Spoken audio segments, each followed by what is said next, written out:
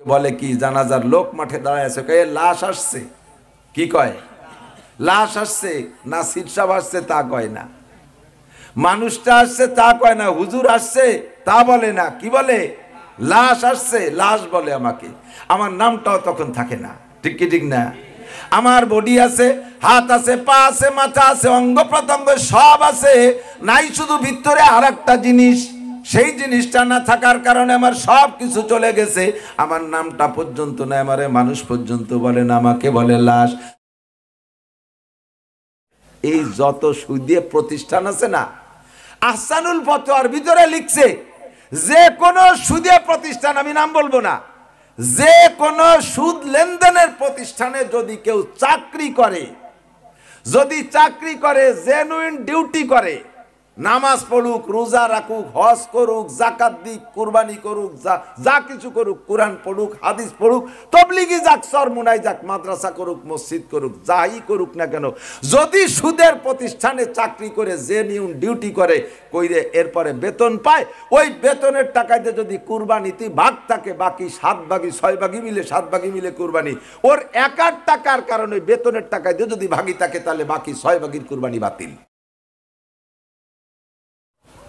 মানুষ নামাজ পড়ে, রোজা রাখে, হজ করে, জাকাত দেয়, তবলিগি যায়, সরমুনাই যায়, সব কিছু ঠিক আছে, কুরআন শরীফ পড়ে রেগুলার, তাহাজ্জুদ পড়ে, ইশরাক পড়ে, আওয়াবিন পড়ে, এই লোকটা কাফের, আপনি জানেন না, আল্লাহ জানে। জানে কারা? যাদের সামনে মোমেন আর কাফের মাপার মাপকাঠি আছে। মোমেন মাপার মাপকাঠি, কাফের মাপার মাপকাঠি, একটা কাঠি আছে না?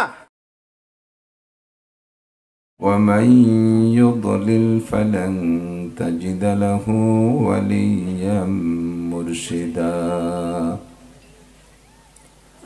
ونشهد أن لا إله إلا الله وحده لا شريك له ونشهد أن سيدنا وسندنا وحبيبنا وطبيب قلوبنا ومولانا محمدا عبد الله ورسوله صلى الله تعالى عليه وعلى آله وأصحابه وبارك وسلم تسليما كثيرا. أما بعد فأعوذ بالله من الشيطان الرجيم. بسم الله الرحمن الرحيم.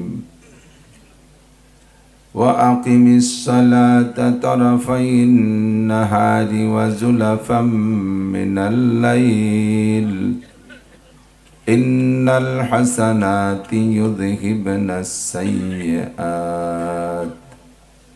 ذلك ذكرى للذاكرين. ثم قال الله تعالى إن الصلاة تنهى عن الفحشاء والمنكر ولذكر الله أكبر. وقال محمد رسول الله صلى الله عليه وسلم من حافظ على الصلوات أكرمه الله ب5 خصال يرفع عنه ضيق العيش وعذاب القبر ويعطيه الله كتابه بيمينه ويمر على الصراط كالبرق ويدخل الجنة بغير حساب. ثم قال النبي صلى الله عليه وسلم الفرق بين المسلم والكافر ترك الصلاة وأدائها. صدق الله مولانا العظيم وصدق رسوله النبي الكريم سبحانك لا علم لنا إلا ما علمتنا إنك أنت العليم الحكيم جزى الله عنا محمدا ما هو أهله سبحان الله وبحمده سبحان الله العظيم رب اشرح لي صدري ويسر لي أمري واحلل عقدة من لساني يفقه قولي رب زدني علما اللهم أرنا الحق حقا وارزقنا اتباعه وأرنا الباطل باطلا وارزقنا اجتنابه সকলে বলি আমিন। একটু মোহাব্বতের সাথে নবী পাক সাল্লাল্লাহু আলাইহি ওয়াসাল্লামের শানে জবান খুলে দুরূদ ইব্রাহিমী পড়ব। যেই পড়বে তার আমলনামায় এক্ষুনি 10টা নেকি লিখে দেওয়া হবে, আমলনামা থেকে 10টা গুনাহ মুছে দেওয়া হবে, এক্ষুনি পড়নেওয়ালার উপরে 10টা রহমত নাজিল হবে।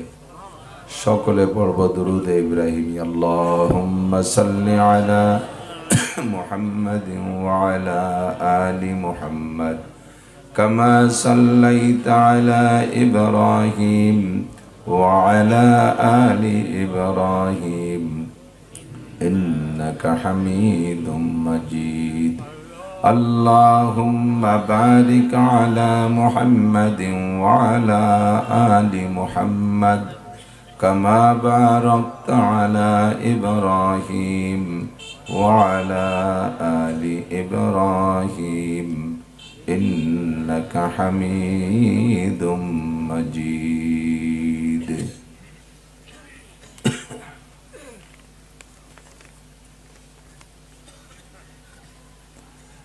বাণীশান্তা ইউনিয়ন যুব সমাজের উদ্যোগে আয়োজিত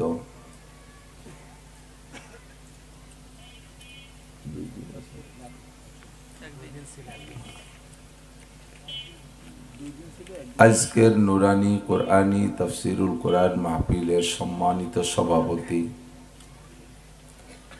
এই ইউনিয়নের সুযোগ্য সুদক্ষ জনপ্রিয় ধর্মপ্রিয় আমাদের প্রাণপ্রিয় চেয়ারম্যান মহোদয়, এ ওয়ার্ডের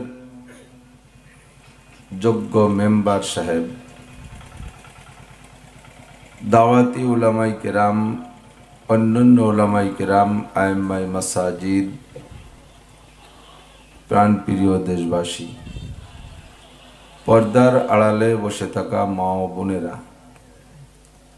আল্লাহ তাবারক ওয়া তাআলার শাহী দরবারে তার অসংখ্য নিয়ামতের অসংখ্য শুকর। খাস করে বিশেষ করে যে আল্লাহ পাক আজকে স্বল্প পরিসরে হলেও আমাদেরকে হাজারো বাধা বিপত্তি উপেক্ষা করে এই মাহফিলের ইন্তজাম করে কিছু ভালো কথা বলাও শোনার শিখা তৌফিক দান করলেন, শুকর আদায় করি আলহামদুলিল্লাহ। বাংলাদেশের বিভিন্ন প্রান্তে প্রান্তে এই মুহূর্তে সরকারের দেয়া বিধি নিষেধ অনুযায়ী আমল করতে গিয়ে মাহফিল বন্ধ হচ্ছে।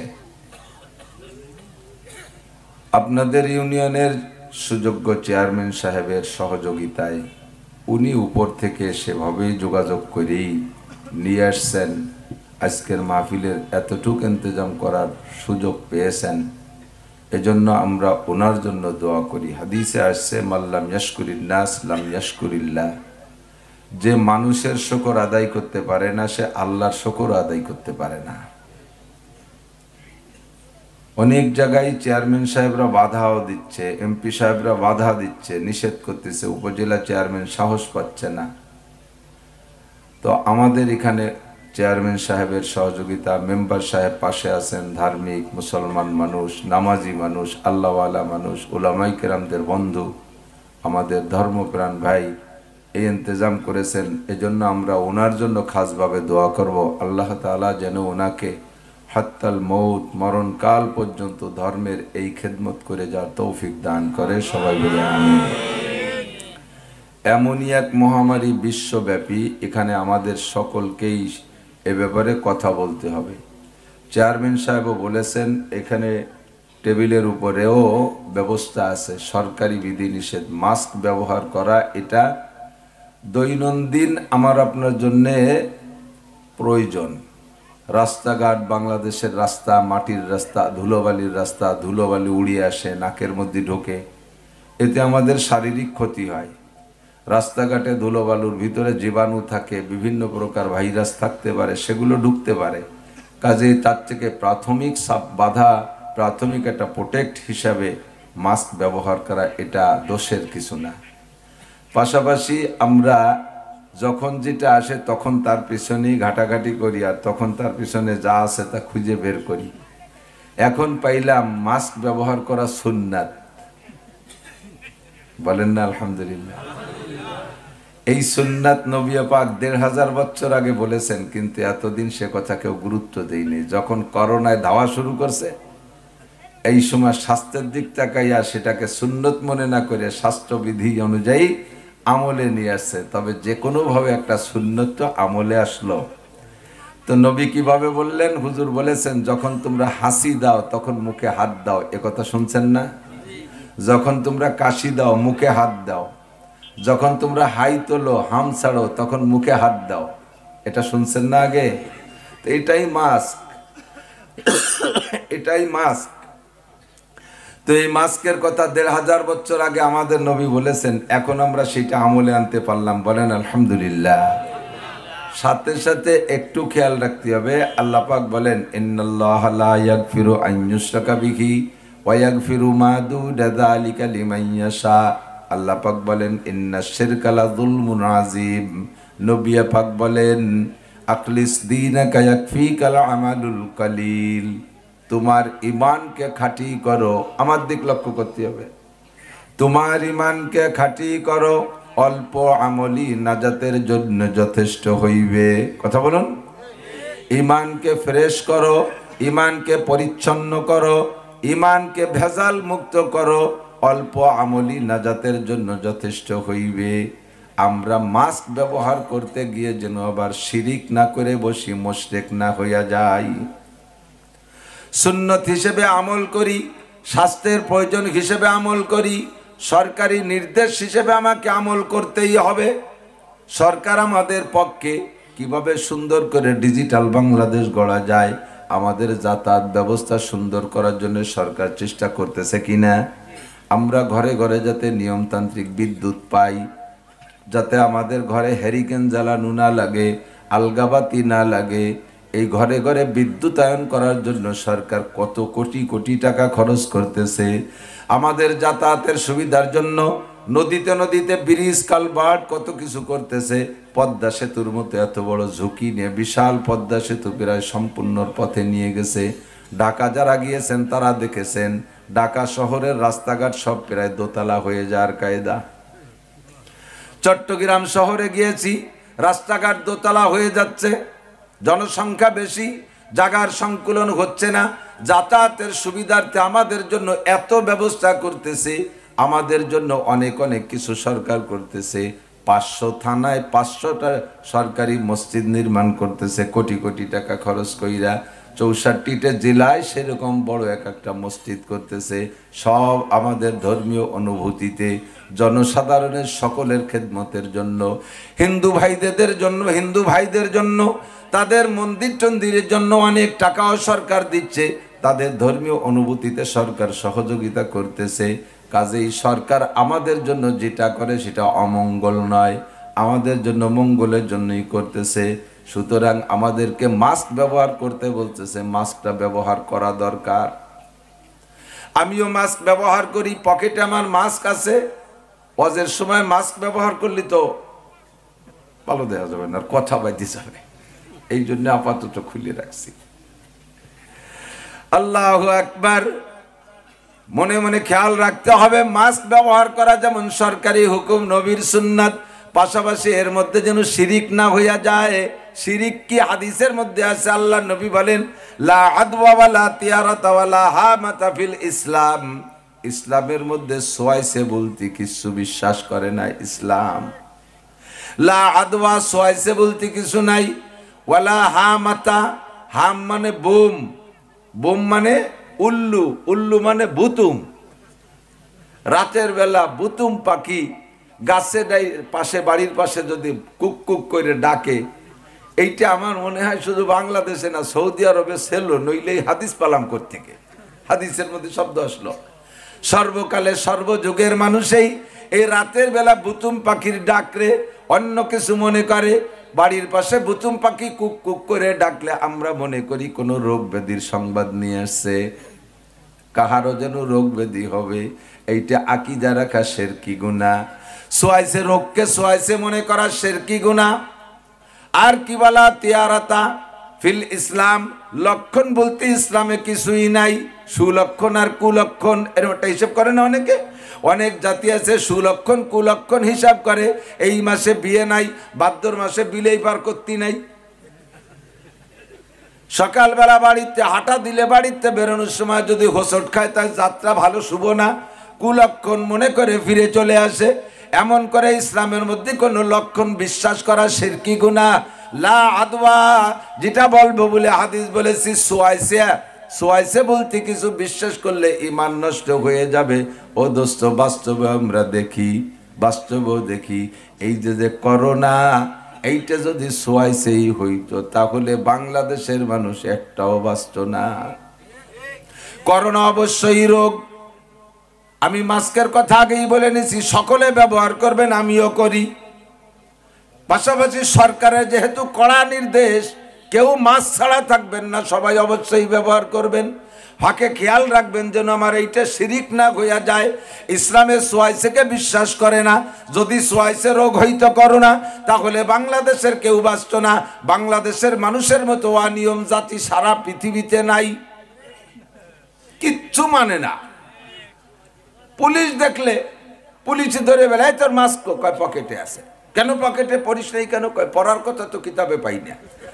তুই কি কিতাব পড়িস? কয় ফেসবুক আর ইউটিউব কিতাব পড়ি। ওতে কি পাইছিস? কয় ওতে আছে মাস্ক সাথে রাখা আবশ্যক। এই যে স্যার পকেটে আছে। কে চালাকের চালাক?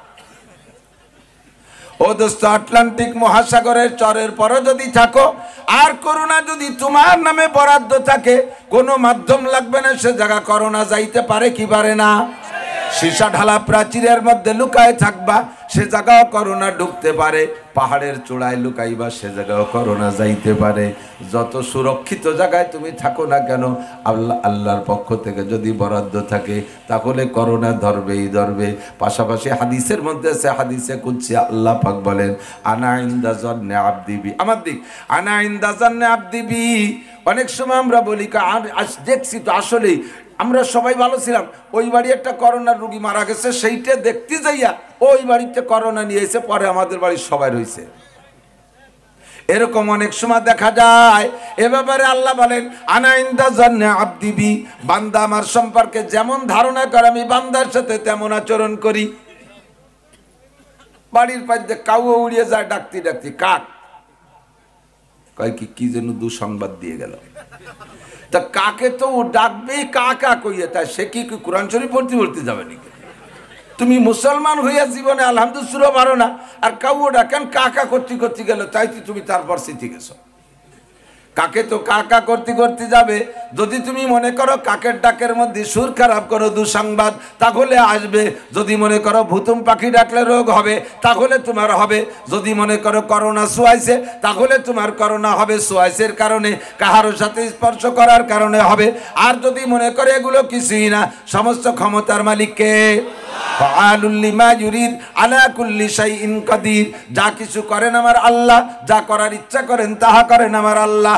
আমার নামে যদি করোনা বরাদ্দ থাকে তাহলে আমার হবেই হবে, আর করোনায় যদি মরণ বাজেট থাকে তাহলে আমি করোনায় মরব। যত বড় সুরক্ষিত জায়গায় থাকি না কেন, যে কোনো রোগ থেকে আমাকে বাঁচাইতে কেউ পারবে না। বাঁচানোর মালিক আল্লাহ, মারার মালিকও আল্লাহ। এই জায়গা যেন শিরিক করে বসেন না। যদি মনে করেন সোয়াইছে রোগ তাহলে মুশরিক হইয়া যাবেন। এই চলমান করোনা সারা দুনিয়া আল্লাহ পাক পাঠাইছে দুই জাতির জন্য, দুই উদ্দেশ্যে। মুসলমানদের জন্য পাঠাইছে বালা, আরবিতে বলে বালা। বালা বোঝেন তো? বালা মানে মুসিবত, আর বালা মানে পরীক্ষা। মুসলমানদের জন্য পাঠাইছে আল্লাহ পরীক্ষা স্বরূপ, আর অমুসলমানদের জন্য পাঠাইছে আল্লাহ গজব হিসেবে। আল্লাহর গজব, আল্লাহর রাগ, আল্লাহর গুসা প্রকাশ করার জন্য অমুসলমানদের জন্য পাঠাইছে। আল্লাহু আকবার। তবে মুসলমান যেন আমরা এই বালা, এই পরীক্ষায় ফেল না করে বসি, তাহলে বেঈমান হয়ে চলে যেতে হবে। আল্লাহ পাক রব্বুল আলামিন বলেন, ইন্নাল্লাহা লা ইয়াগফিরু আন ইউশরাকা বিহি ওয়া ইয়াগফিরু মা দুনা যালিকা লিমান ইয়াশা। ও বান্দা, যত গুনাহ করো, যে কোনো নেক কাম, নেক আমল দেখে আমি তোমারে ক্ষমা করে দিতে পারি, তবে তোমার আমল নামার জন্য মধ্যে যেন শিরকি গুনাহ না থাকে। কোনোভাবে শিরকি গুনাহ করবা না। শিরক থেকে ঈমানকে পরিচ্ছন্ন রাখতে হবে। আমাদের এই ব্যাপারে পাক্কা ঈমান থাকতে হবে। বাঁচায় আল্লাহ, মারে আল্লাহ, সুস্থ রাখে আল্লাহ, অসুস্থ করে আল্লাহ। কথা বলেন, জোরে বলেন, কে করে? আল্লাহ। আর কেউ কিছু করতে পারে না, ঠিক কি না? এইটুক একটু কলেমার শিরকে, শিরক মুক্ত ঈমানের দাওয়াত দিয়ে আমি আমার আলোচনার দিকে যাই। তবে অনুরোধ থাকলো, প্রত্যেকে মাস্ক ব্যবহার করবেন। পুলিশ আমাদেরকে বাধা দিচ্ছে। আমার কাছে চিঠি আছে, চিঠিতে লিখে দিয়েছে, হুজুর বাংলাদেশে মাহফিল, জনসমাবেশ সবই বন্ধ, তবে আপনারা কয়েকজন ওয়াজ করতেছেন, আপনাদের ওয়াজ মাননীয় প্রধানমন্ত্রী পর্যন্ত যায়। আমি তো গোপালগঞ্জে, সেই হিসেবে প্রধানমন্ত্রী আমার ওয়াজ ফাঁকপালে একটু শোনে, এক লাইন শুনলেও শোনে। শুনানোর মতো লোক আছে, পিএস, এপিএস সব আমাদের বন্ধু বান্ধব। যখন প্রধানমন্ত্রী বসেন নিরিবিলি, তখন নেত্রী একটু একটু মনটাকে একটু উৎফুল্ল করি, তখন এই আমার ওয়াজ যেগুলো আছে খুঁটে খুঁটে খুঁটে খুঁটে যেটা একটু আনন্দদায়ক, সেগুলো শোনায় ওনারে। তো উনিও শুনে হাসে, একেবারে গোপালীয় বাংলা শুনতে পারলাম এই জায়গায়। তো উনি খুব খুশি হন। তো এই হিসেবে আমাদের অনুমতি আছে, আমরা ওয়াজ করতেছি। অনেক জায়গা বাধা, আমার নাম পোস্টারে দেখলে আলহামদুলিল্লাহ অনুমতি হয়। তো যেহেতু আপনার অনুমতি আছে, কাজেই কিছু বিধিনিষেধ আপনাদের মাধ্যমেও বাস্তবায়ন করেন। হুজুর রাত 11টার উপরে কথা বলবেন না, জনসংখ্যা বেশি জমা করার চেষ্টা করবেন না। বহুত করছেন, আপনাদের নামে অনেক লোক আসে। আর মানুষের ভিতরে এই মাস্কের দাওয়াতটা দেবেন, স্বাস্থ্যবিধি মেনে চলার পরামর্শটা দেবেন। আল্লাহ পাক যে আমাদেরকে বাঁচায় রেখেছেন, সুস্থ রেখেছেন, শুকর আদায় করবো না? কাজেই আমরা মোটেই অনিয়ম করবো না। যে দাওয়াতটা আমাদের মাধ্যমে দিতে চেয়েছে সরকার, সেটা আপনাদের কাছে আমরা পৌঁছাই দিলাম। সবাই আমলে আনবেন। আল্লাহ পাক আমাদের সবাইকে ভালো রাখুক, সুস্থ রাখুক, দীর্ঘ হায়াত দান করুক। সবাই বলি আমিন। আপনাদের এই অঞ্চলটা পৃথিবীর শেষ প্রান্ত, খালি বাংলাদেশের শেষ প্রান্ত না। উত্তর দিক থেকে পৃথিবীর একটা উত্তর আছে না? আর আপনারা কি, আমরা এটা সম্পূর্ণ দক্ষিণে। এই মানব বসতির শেষ থাকতে পারে, এরপরে সুন্দরবন, ওটা তো আর আমাদের জন্য না, ওটা অ্যানিম্যাল, চতুষ্পদ জন্তু, প্রাণী জগতের জন্য গাছপালা দিয়ে আল্লাহ তাআলা রাখছেন, সেটাও আমাদের জন্য নিয়ামত। সাগরের থেকে প্রবল ঝড় তুফান যাতে উঠে এসে আপনাদের মতো এই এলাকার গরিব গুরাবা মানুষের উপরে মারাত্মকভাবে আক্রমণ করে ধ্বংস করে না দেয়, এজন্য আল্লাহ তাআলা একটা সাফট সুন্দরবন রাখছে। বলেন না আলহামদুলিল্লাহ? বলেন আলহামদুলিল্লাহ। এই সুন্দরবনটা যদি আমরা আপনারা অন্যায় করে কাটিয়ে কুটিয়ে সাফ করে খাইয়ে বেলাই দিই, তাহলে ঝড় বাতাসে আমরা টিকতে পারবো না। এই জন্য সুন্দরবনকে সুন্দরভাবে সাজায় রাখতে হবে। সুন্দরবন যেখান থেকে শেষ হয়েছে পূর্ব দিক যাইয়া, সেখান থেকে আবার আল্লাহ তাআলা সাগরের সাপোর্ট হিসেবে চট্টগ্রামের পাহাড় দিয়ে সাজায় রাখছে। সুন্দর পাহাড়, দেখতে চোখ শীতল হয়ে যায়। ডান দিক দিয়ে সাগর, বাম দিক দিয়ে বিশাল পাহাড়, পাশ দিয়ে রাস্তা চলে গেছে কক্সবাজার থেকে একেবারে টেকনাফ পর্যন্ত, মায়ানমার পর্যন্ত চলে গেছে, এই নাফ নদী পর্যন্ত গিয়েছি আলহামদুলিল্লাহ, আল্লাহ দেখাইছে। তো এভাবে বাংলাদেশের মতো ক্ষুদ্র দেশকে আল্লাহ তাআলা কি সুন্দর মায়ের পেটের মধ্যে রাখার মতো সুন্দর করে রেখেছে। আপনাদের জন্য এটা নিয়ামত। অনেক ঝড় ঝাপটা, আপদ বিপদ, বালা মুসিবতের মধ্যে আপনারা বেঁচে থাকেন। পাশাপাশি দাকব থানার ভিতরে আমার হিন্দু ভাইরা অনেক বেশি, হিন্দু আছে না? অনেক হিন্দু বেশি। আপনাদের এই ইউনিয়ন আমার মনে হয় 2-3 অংশই হবে হিন্দু, সম্ভবত 8 জন মেম্বার শুনেছি হিন্দু ভাই। আসবেন, বসবেন, কোনো সমস্যা নেই। আমরা মিলেমিশে বসবাস করি। একই বাংলাদেশে হিন্দু আছে, বুদ্ধ আছে, খ্রিস্টান আছে, মুসলমান, আমরা সংখ্যাগরিষ্ঠ যদিও দেশব্যাপী, তবে আঞ্চলিকভাবে হিন্দু ভাইরা এখানে সংখ্যাগরিষ্ঠ আছেন। আমরা মিলেমিশে চলবো, কোনো সমস্যা নেই আল্লাহর রহমতে। আমরা কখনো ইসলাম এটা বিশ্বাস করি না, ইসলাম এটা পরামর্শ দেয় না যে কোনো মুসলিম দেশে, সংখ্যাগরিষ্ঠ মুসলিম দেশে যদি অমুসলমান থাকে, তাদের ধর্মীয় অনুভূতিতে আঘাত করে করে কথা বলা, তাদের ধর্মকে কটাক্ষ করে কথা বলা, তাদের ধর্মীয় প্রতিষ্ঠানগুলোর পর আক্রমণ করা, এটা ইসলামে বলে না। হযরত ওমর ইবনে খাত্তাব রাদিয়াল্লাহু তাআলা আনহু বলেন, যখন ইসলামী স্টেট তৈরি হয়ে গেছে তখন হযরত ওমর ঘোষণা দিয়ে দিলেন যে নবী পাক সাল্লাল্লাহু আলাইহি সাল্লাম মরার আগে 3টে নসিহত করে গেছেন। ওই সময় ছিলেন মাত্র 2-3 জন সাহাবী, তার মধ্যে হযরত ওমরও ছিলেন। বলেন যে 3টে নসিহত যা করে গেছে তার ভিতরে একটা নসিহত হলো যে মুসলিম কান্ট্রিতে অমুসলমান যারা আছে নিরাপত্তা নিয়ে তাদের ধর্মীয় অনুভূতিতে আঘাত করবা না। যদি কেউ করে তাহলে খলিফাতুল মুসলিমিন তৎকালীন যে থাকবে সে একজন মুসলমান যদি অমুসলমানদের পর অন্যায় করে তাকে ন্যূনতম 6 মাস জেলে রাখতে হবে। কত সুন্দর শান্তির ধর্ম, কত সুন্দর শান্তির ইসলাম, এর জন্য এর নাম ইসলাম। কথা বলুন ঠিক না? আমরা এভাবেই বিশ্বাসী, আমরা মুসলমানদের পর আক্রমণ করি না, তারা আমাদের সাথে মিলেমিশে থাকে, তারাও যেন আমাদের পর অন্যায় না করে, কেউ কেউ ধর্মকে কটাক্ষ করে কথা বলবো না। আমাদের কোরআন শরীফে বলে দেয়া আছে লাকুম দীনুকুম ওয়ালিয়া দিন, তোমাদের ধর্ম নিয়ে তোমরা থাকো, আমাদের ধর্ম নিয়ে আমরা থাকি। কথা বলুন ঠিক কি ঠিক না? আমাদের ধর্মে নামাজ তোমাদেরকে বলি না পড়তে, আমাদের ধর্মে রোজা বলি না তোমাদের রাখতে, আমাদের ধর্মে হজ বলি না তোমাদের করতে, আমাদের ধর্মে যাকাত বলি না তোমাদের দিতে, আমাদের ধর্মে জিনার বিচার যেমন এটা তোমাদের পর চাপাই না, আমাদের শরিয়াতে ইসলাম চুরির বিচার যেমন এইটা তোমাদের উপরে চাপাই না, আমাদের উপরে যেমন পর্দার বিধান এইটা তোমাদের উপরে আমরা চাপাই না, তোমাদের ধর্মে যেটা আছে সেটা তোমরা করো, ওয়ালিয়া দিন, আর আমাদের দিনের উপরে আমরা চলবো, এইটা হলো আমরা মুসলমান। তবে দোস্ত আমি এ ব্যাপারে হিন্দু ভাইদেরকে ধন্যবাদ জানাই, আমার হিন্দু ভাইরা তাদেরকে আমরা যে কথা বলে দিয়েছি তারা সেই কথা সুন্দরভাবে বাস্তবায়ন করে। দুঃখের বিষয় হলো আমরা মুসলমানরা আমাদেরটা ঠিক রাখতে পারি না। আমরা মুসলমান, আমাদের যে কালচার, আমাদের কালচার দাতা আমাদের আল্লাহ, এর বাহক আমাদের মুহাম্মদুর রাসূলুল্লাহ সাল্লাল্লাহু আলাইহি ওয়াসাল্লাম। জোরে বলুন ঠিক কি ঠিক না? আমাদের যেভাবে বলেছে আমরা মানতে পারি না, আমরা আমলে আনি না। অমুসলমান ভাইরা তারা তাদেরটা সঠিকভাবে পালন করে। আমরা টুপি পরি, কোনোদিন একজন হিন্দু ভাইয়ের মতে আমাদের টুপির মতো টুপি দেখি না। আমরা সুন্নতি দাড়ি রাখি, যেভাবে তারা দাড়ি রাখলো এভাবে রাখে না। আমরা পোশাক পরি সুন্নতি পোশাক, তারা সেভাবে পরে না। আমাদের পোশাকের মতো তাদের পোশাক না, আমাদের টুপির মতো তাদের টুপি না। আমরা নামাজ পড়ি, তারা কোনোদিন মসজিদে যায় না আমাদের সাথে নামাজ পড়তে। আমাদের ঈদে তারা আসে না, আমাদের চরমুনের ময়দানে তারা যায় না, আমাদের ইস্তেমার ময়দানে তারা যায় না, আমাদের সাথে তবলিগে তারা যায় না, আমাদের সাথে কুরবানি তারা করে না, আমাদের সাথে কুরবানির গোশত তারা খায় না, আমাদের সাথে হজে তারা যায় না, আমাদের সাথে উমরায় তারা অনুষ্ঠানে তারা আসে না, আমাদের সাথে শবে বরাতে তারা মসজিদে আসে না, আমাদের সাথে শবে কদরে তারা মসজিদে আসে না, রমজান মাসে তারা তারাবির নামাজ পড়ে না, তা আমাদের কোনো কিছু তারা নেয় না, আমাদের মতো কোনো কিছু তারা করে না, এমনকি আমাদের একটা নাম পর্যন্ত তারা ভাড়া করে না। ঠিক না? কিন্তু মুসলমানদের সব অনুষ্ঠানে আমাদের পাওয়া যায় কি যায় না? তাদের অনেক কিছু আমাদের মধ্যে আছে। আমাদের নবী বলেন কসুসারে বাবা ফুল্লোহা, মস্তে ছোট করো দাড়িরে বড় করো। আমাদের নবীর সুন্নাত মস্তে ছোট করো দাড়িরে বড় করো।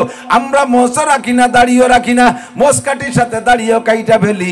অমুসলমানদের এ ব্যাপারে কোনো বিধান নাই, তারা রাখলেও রাখতে পারে, কাটলেও কাটতে পারে। আমরা তাদের বিধানটা আমলে নিয়ে আসি। ও দোস্ত, তাদের নাম পর্যন্ত আমাদের মধ্যে আছে। মুসলমানদের মধ্যে অমুসলমানদের নাম খুঁজলে পাওয়া যাবে কি যাবে না? বহুত পাওয়া যাবে। মুসলমানের সন্তানরা হিন্দু ভাইদের পূজা পাঠে যায় কি যায় না? কথা কোন যায়? দুর্গা পূজায় যায়, কালী পূজায় যায়, সরস্বতী পূজায় যায়, লক্ষ্মী পূজায় যায়।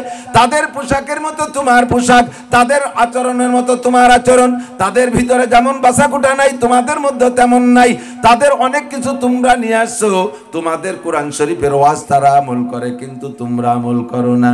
দুঃখের বিষয় হলো আল্লাহ পাক রব্বুল আলামিন বড় দুঃখের সাথে বলে, ইয়া আইয়ুহাল্লাযীনা আমানু দুখুলু ফিস সিলমি কাফা ওয়ালা তাত্তাবিউ খুতুওয়াতিশ শাইতান। আল্লাহ বলেন আফাতুমিনু বিবাযিল কিতাবে ওয়া তাকফুরুনা বিবায ফামা জাযাউ মান ইয়াফআলু যালিকা মিনকুম ইল্লা খিজিয়ুন ফিল হায়াতিদ দুনিয়া। মুসলমান যদি হও তাহলে পাক্কা মুসলমান হও। 50-50 মুসলমান হইলে আমার কাছে খানা নাই। 50-50 মুসলমান, কিছু ভালো লাগে করো আর কিছু ভালো লাগে না করো না। যেটা ভালো লাগে ওইটা করো, যেটা ভালো লাগে না মনে চায় না সেটা ছেড়ে দাও। ইসলামের কোনো অংশ যদি এমন করে তুমি ছেড়ে দাও, অর্ধেক অর্ধেক করো অর্ধেক করো না, তাহলে দুনিয়ার জিন্দেগিতে অপমান হবা, বেইজ্জতি হবা, অমুসলমানদের কাছে মুসলমান লাঞ্ছিত হবা, মাইর খাবা, পিটান খাবা, অমুসলমানদের কাছে তোমরা বেইজ্জতি হবা, দুনিয়ার জিন্দেগিতে সংকীর্ণতার মধ্যে কাটাইতে হবে। আর কিয়ামতের ময়দানে তোমাদের জন্য কঠিন শাস্তি রয়েছে। কাজেই উদকুলু ফিস সিলমি কাফা, মুসলমান হইলে পাক্কা মুসলমান হবা। হিন্দু ভাইরা যেমন পাক্কা হিন্দু, আমরা হব পাক্কা মুসলমান। রাজি আছি না ইনশাআল্লাহ? আল্লাহ আমাদের তৌফিক দান করে, বলেন আমিন। আল্লাহ পাক সুন্দর একটা বডি দেশে, বলেন আলহামদুলিল্লাহ। মানুষের এই দেহটা বাহ্যিকভাবে একটা দেহ দেখি, এই দেহটা বাহ্যিকভাবে একটা দেহ, এইটাকে আমরা মানুষ বলি। এর নাম রেখে এক একজনকে এক এক নামে ডাকি। আব্দুল খালেক, আব্দুল মালেক, জামাল, কামাল, জরিনা, সকিনা নাম ধরে ডাকি। এই বডিটাকে আমরা এ নাম দিয়ে মানুষ বলি আর তাকে একটা নাম দিয়ে ডাকি। মূলে এর ভিতরে আর একটা জিনিস আসে, সেইটা হলো আসল মানুষ। কতক্ষণ?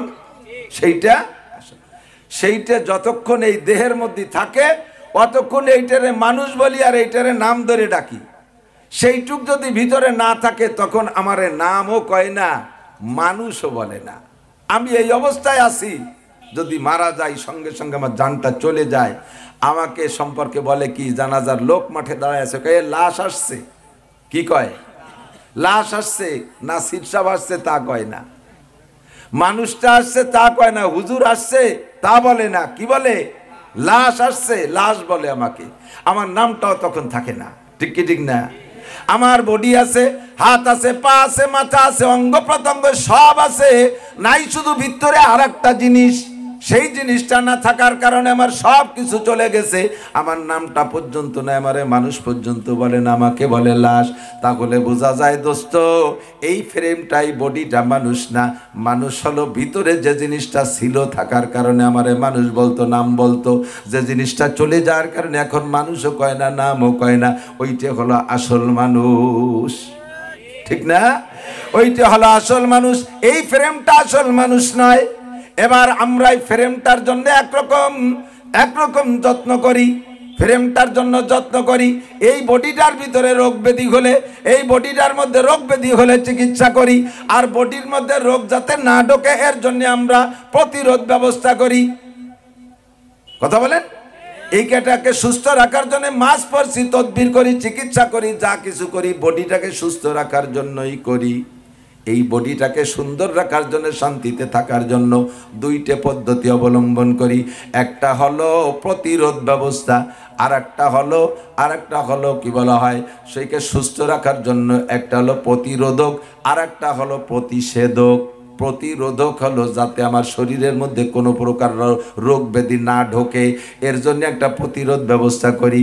আর একটা হলো রোগ ঢুকে যাওয়ার পরে রোগ থেকে সুস্থ হইয়া বেঁচে থাকার জন্য আর একটা তদবির করি, তার নাম হলো প্রতিষেধক।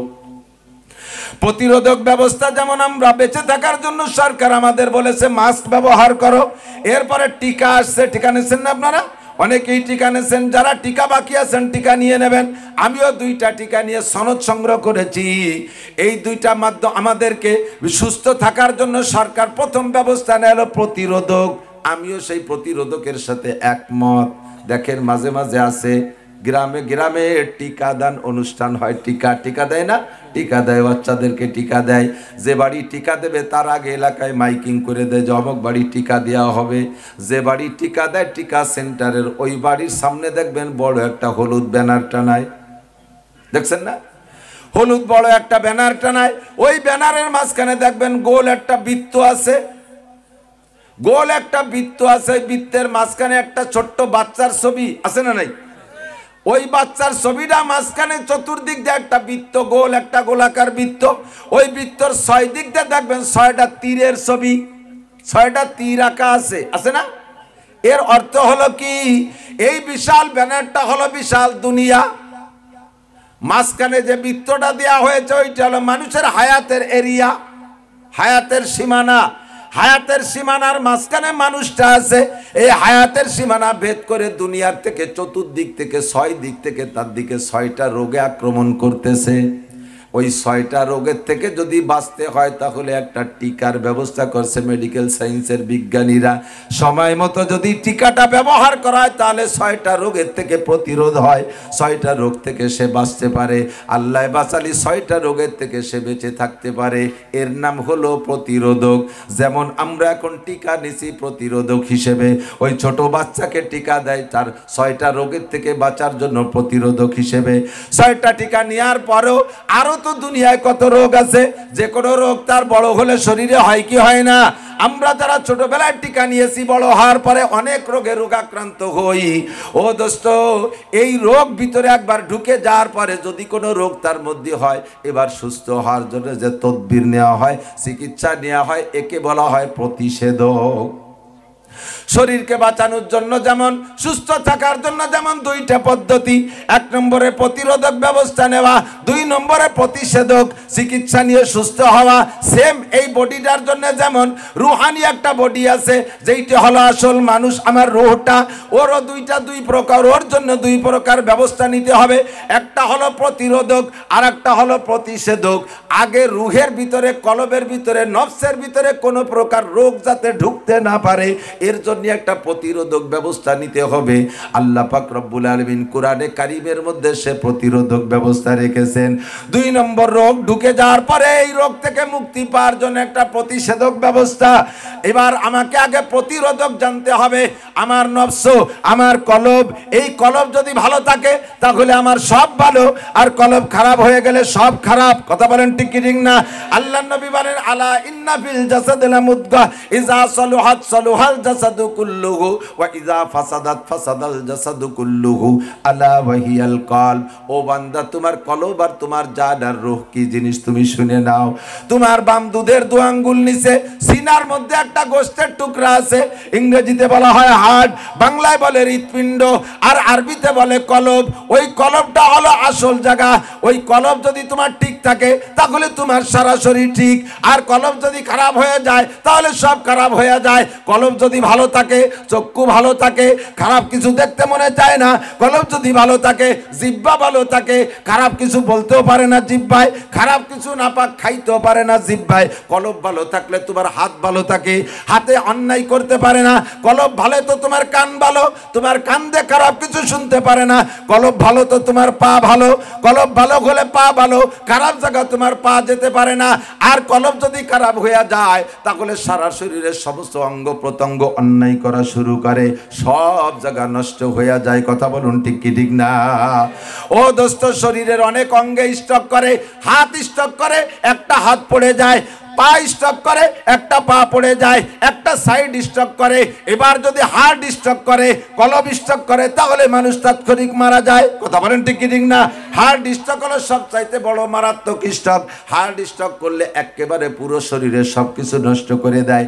কাজেই তোমার কলবটাকে আগে ঠিক করো, ওকে আগে সীমাবদ্ধতা দিয়া ওই কলবের জন্য আগে প্রতিরোধ ব্যবস্থা করো। প্রতিরোধ ব্যবস্থা আল্লাহ পাক কালামে পাকের মধ্যে বলে দিয়েছেন, বান্দা এদিক তাকা, আমার দিক, এদিক তাকান।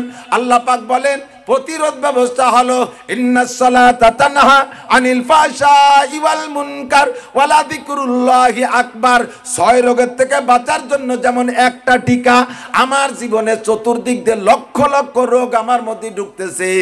জিনা, চুরি, ব্যভিচার, আলঠেলা, জাল দলিল, মিথ্যে সাক্ষী, মিথ্যে মামলা, মদ, তাড়ি, হিরোইন, গাঁজা, ফেন্সিডিল, ইয়াবা, ব্যারাক, অ্যাডামস, কারিতাস, বিআরডিবি, শনিবার, জাগরণী চক্র, আশা, প্রশিকা, গ্রামীণ ব্যাংক, জারি, যাত্রা, কলসা, গাজীর গান, টনমারা, মনমারা, রাস্তামারা, খালমারা, বিজিএফ কার্ড মারা, পঙ্গু ভাতা মারা, বিধবা ভাতা মেরে খাওয়া, করোনা ভাতা মেরে খাওয়া, রোড কালবার্ট মেরে খাওয়া, হাজার হাজার রোগ আমার সমাজে আছে না নাই?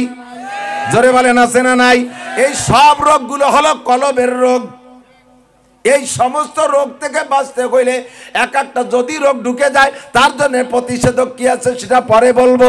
আগে হলো রোগ থেকে আমাকে বাঁচাইতে হবে, প্রতিরোধ ব্যবস্থা নিতে হবে। কথা বলুন ঠিক কি ঠিক না? এই প্রতিরোধ ব্যবস্থায় একটা মাত্র টিকা আল্লাহ পাক পাঠিয়েছেন প্রতিরোধ ব্যবস্থা, সেইটা হলো আল্লাহ বলেন ইন্নাস সালাতা তানহা আনিল ফাহশাই ওয়াল মুনকার। নিশ্চয় নামাজিকে সকল প্রকার অন্যায় থেকে ফিরায়। নামাজের রস পুরনো শুনলে একটু কেমন লাগে, কয় হুজুর আর কতকাল শুনবো? যতকাল তুমি নামাজ না পড়বা অতকাল তোমার নামাজের রস শুনতে হবে। কথা বলেন, যতকাল তুমি নামাজ না পড়বা অতকাল নামাজের রস শুনতে হবে। কয় হুজুর নামাজ কি বলেন? নামাজ হলো প্রতিরোধক, সব রোগের চিকিৎসা। একটা টিকা যেটা নিলে সব অন্যায় থেকে ফিরা যায়। নামাজি সুদ খায় না, নামাজি ঘুষ খায় না, নামাজির বউ বেপর্দা করে না, নামাজি অন্যায় করে না। হুজুর কথা তো সত্য, আল্লাহর কোরআনে বলেছে যেহেতু, কিন্তু বিশ্বাস করতে একটু কষ্ট হয়। আমরা তো দেখি হাজারো নামাজি মানুষ অন্যায় করে। নামাজি মানুষ ঘুষ খায়, এত বড় দাড়ি অফিসার লাল করে ফেলাইছে মেহেদি লাগাইয়া, নামাজ পড়তে পড়তে কপালের টিক্কি হয়ে গেছে। কিছুদিন নামাজ পড়লে কালো হয়ে যায় না? কালো হয়ে গেছে। নামাজ পড়ে সুন্দর, টুপি সবসময় মাথায় থাকে অফিসার, অথচ মসজিদের 2 টন মাল পাস করার জন্য একটা সই উনি দিয়ে দিলে হয়, এ ফাইল খালি গুরতি তালে থাকে আজ না কাল না পশু। লাস্টে সেক্রেটারি সাহেব কাছে যে কয় স্যার আজকে যদি না দেন তাহলে এটা ল্যাপস হয়ে যাবে, আর পাবো না। উনিও তো জানে যে আজকে সই না দিলে ল্যাপস হয়ে যাবে, তারপরও দেয় না। এরপরে ইশারায় দিয়ে কয় যাও ওই পাশে একজন দাঁড়ানো আছে, ওর সাথে একটু সাক্ষাৎ করিয়া আসো। পায়খানার ওই পাশে দালাল দাঁড়ায় রয়েছে, তার সাথে মুসাফা করিয়া পকেটের মধ্যে কিছু দিয়ে আসার পরে তারপরে সই হয়। এত বড় দাড়ি নিয়ে জীবন ভরে নামাজ পড়িয়ে কেন মসজিদের থেকে টোনের টাকার ভাগ নাও? তাহলে নামাজে বলে অন্যায় থেকে ফিরাই, তোমারে কেন ফিরাইল না? এদেশে ব্যারাক ডান্স, কারিতাস, বিআরডিবি, স্বনির্ভর জাগরণী চক্র, এনজিও সমিতি আছে না নাই? জোরে বলেন আছে। যে এলাকায় যত দুর্যোগপূর্ণ এলাকা, যে এলাকায় মানুষ যত দুস্থ গরিব, ওই এলাকার ভিতরে এদের আগমন তত বেশি। ও দুস্থ মানুষকে পয়সা দিয়ে ইমান কিনে নিয়ে যাচ্ছে, টাকায় টাকা সাথে লাভ, এর নাম হলো সুদ। দোস্তরে দুনিয়ায় তো বৈশা আমরা মুসলমানরা দোয়া করি, সারা দুনিয়ার 250 কোটি মুসলমান দোয়া করি, দোয়া কবুল হয় না। না হওয়ার কারণ হলো কি? আমাদের মুসলমানদের রুজির মধ্যে হারাম ঢুকে গেছে, মুসলমানদের রুজি পরিষ্কার নাই, রুজি হালাল নাই, ইনকামের মধ্যে হারাম ঢুকে গেছে। নিজের জমি বেচার টাকা দিয়ে দোকান দিয়েছেন, ওর ভিতরে আবার সমিতির থেকে কিস্তিতে টাকা আইনা 30, 50, 1 লাখ, 2 লাখ, 5 লাখ টাকা এনে পুঁজি বাড়াইছেন। নিজের হালাল টাকার মধ্যে হারামটা ঢুকাই দিয়া এবার ইনকাম করতেছে হারাম। কাজেই আপনি ওই হারাম খাইয়া মুনাজাত করলে দোয়া কবুল হবে না। প্রত্যেক ঘরে ঘরে সুদে কারবার আছে। যত আমাদের ওই এলাকায় এখন চলতেছে ইরির চাষ, ইরির ক্ষেতের ভিতরে 50% ইরির ক্ষেতের ভিতরে সুদে টাকা। হাজারে হাজার টাকার সাথে 100 টাকা, হাজারে হাজার টাকার সাথে 1 মণ ধান। এই যে টাকা লেনদেন ফাঁকে যেটুকু ইন্টারেস্ট নেওয়া হয়, এইটা হলো সুদ। আল্লাহ নবী বলেন আর রিবা সাবউনা জুজআ, সুদ খাইলে এবং দিলে সুদের মধ্যে, সুদ খাইলে এবং দিলে সুদের মধ্যে উভয়ের জন্য 70 প্রকার গুনাহ রয়েছে। সুদের গুনার 70টা স্তর। আলাহা হারবুম বিল্লাহি ওয়া রাসূলিহি, 1 নম্বর গুনাহ হলো আল্লাহর রাসূলের সাথে যুদ্ধ করা। আল্লাহ পাক কোরআনে কারীমের ভিতরে বলেন ওয়াদারু মা বাকিয়া মিনার রিবা ইন কুনতুম মুমিনিন, যদি তুমি মোমেন হও, আমার দিক, যদি তুমি মোমেন, যদি তুমি মোমেন হও, জারুমা বাকিয়া মিনার রিবা, এতদিন যা খাইছো আজকে থেকে ফিরে চলে আসো, লাভের টাকা বাদ দিয়ে মূল টাকা উঠে নিয়ে চলে আসো। জারুমা বাকিয়া মিনার রিবা ইন কুনতুম মুমিনিন, যদি তুমি ইমানদার হও। ফা ইল্লাম তাফালু, যদি আমার এই হুকুমের পর আমল না করো, মূল টাকা উঠে নিয়ে এসে সুদে টাকা ছেড়ে দিয়া যদি মূল টাকা নিয়ে ফিরে না আসো, সুদে কারবার এক কোনি ছেড়ে না দাও, তাহলে তুমি জেনে রাখো ফাজাদু বিহারবিম মিনাল্লাহি ওয়া রাসূলিহি, তুমি আল্লাহ আল্লাহর রাসূলের সাথে যুদ্ধ করার জন্য রেডি হইয়া যাও। আল্লাহ তোমার সাথে যুদ্ধ করবে, নবী তোমার সাথে যুদ্ধ করবে। নবী তো চলে গেছে, নবী যুদ্ধ করবে না। নবীর শরীয়ত নিয়ে আমার আল্লাহ রয়েছে, আমার আল্লাহ আছে, থাকবে। জোরে বলেন আছে না নাই? আল্লাহকে আমি যুদ্ধ করব, আমার যুদ্ধ করতে কামান লাগে না, আমার যুদ্ধ করতে সেনাবাহিনী লাগে না। ওয়াইদা আরাদা শাইআন ইয়াকুলা লাহু কুন ফায়াকুন, আমার সেনাবাহিনীর অভাব নাই, তবে আমার কেউরে ব্যবহার করা লাগে না। আমি কেউরে ধ্বংস করতে চাইলে শুধু কোন শব্দ বলতে যে দেরি, ধ্বংস হইতে দেরি নাই। বন্ধুরে, আল্লাহ পাক রব্বুল আলামিন মাঝে মাঝে সুযোগ দিয়ে আমাদেরকে ট্রাই করে। বিগত কয়েক বছর সুযোগ দিয়েছে, এবার ধরছে। আপনাদের এলাকায় তো দেখি না কলাই মুসুরি কাইতেন ফসল। ভাইয়ের বাড়ি গোপালগঞ্জ, চেয়ারম্যান সাহেব উনি জানে, ওই দিক আমাদের ওদিক প্রচুর, বৃহত্তর ফরিদপুর ধরে উত্তরবঙ্গ ধরে কাইতেন ফসল, কলাই মুসুরি সরিষা এই সিজনে খুব হয়, খুব হয়, খুব হয়। যেই কলাই মুসুরি সরিষা দিয়ে আমরা সারা বাংলাদেশে সকলে, যে এলাকায় না হয় সেই এলাকায় আপনারা পেয়ে যান। এবছর সিজন মতো পেয়ে দেখেন কেমন লাগে। সরিষা বলতে মাঠে নাই, এক গাছ কলাই নাই। আগে একবার বুননুর পরে বৃষ্টি নামছে, মাত্র 2 দিন বৃষ্টি, তাতে শেষ করে দেছে। পুনরায় আবার বুন হয়েছে, আবার এই যে 2-3 দিন আগে যে বৃষ্টি হলো, এই বৃষ্টিতে সম্পূর্ণ শেষ করে দেছে। আল্লাহ পাক রব্বুল আলামিন বলেন, ইন্না বাচ্চা রাব্বিকা লাশাদীদ, তোমার রবের ধরা বড় কঠিন। নামাজ পড়ো, সুদে কারবার করো। ইরির ক্ষেতের ভিতরে তুমি লাগাইছো সুদের টাকা, কলার ক্ষেতের মধ্যে সুদের টাকা, জমি রাখছো তা বন্ধকি পদ্ধতিতে, এটা সুদে কারবার। এই সুদের ভিতরে আল্লাহ পাক রব্বুল আলামিন অত্যন্ত কষ্ট পায়। আল্লাহকে এটা আমার সাথে সরাসরি লড়াই, আমি তোর সাথে যুদ্ধ করবো, আয় পারলি চলে আয়। আমাদেরকে ভাবে বছরের পর বছর ফসল শেষ করে দিচ্ছে, পাকা ধান ভরা ধান ক্ষেতের ভিতরে শিলাবর্ষণ হইয়া কেড়ে নিয়ে যায়। এইটাই হলো আল্লাহর যুদ্ধ। কথা বলুন ঠিক কি ঠিক না? ও দোস্ত, চায়না যে দেখবেন আল্লাহর যুদ্ধ কিভাবে চলতেছে, আমার দিক লক্ষ্য করেন। আল্লাহু আকবার। এই যে করোনা গজব, এই করোনা গজব আল্লাহর লড়াই, আল্লাহর যুদ্ধ। চায়না, চীনরা, চীনের বুদ্ধরা মুসলমানদেরকে এমন ভাবে নির্যাতন করে যা আমাদের সামনে মিডিয়ায় আসতে দেয় না, খুব গোপন সূত্রে এগুলো করে, মিডিয়ায় প্রকাশ করতে দেয় না। আন্ডারগ্রাউন্ডে বাংকার খুঁজে তার ভিতরে নিয়ে মুসলমানদেরকে মাসের পর মাস পা উপর দিক দিয়ে ঝুলোয় রাখে। দিনে 6 ঘন্টা 8 ঘন্টা মাথা নিচু মুখে করে ঝুলোয়, তারপরে এরপরে পা ছেড়ে দেয়, এরপরে তাদেরকে বাইরে ছেড়ে দেয় না, ওর মধ্যে আটকায় রাখে। মুসলমানদেরকে পদে পদে নির্যাতন করতেছে। আজ বছরের পর বছর করে আসতেছে, যুগের পর যুগ।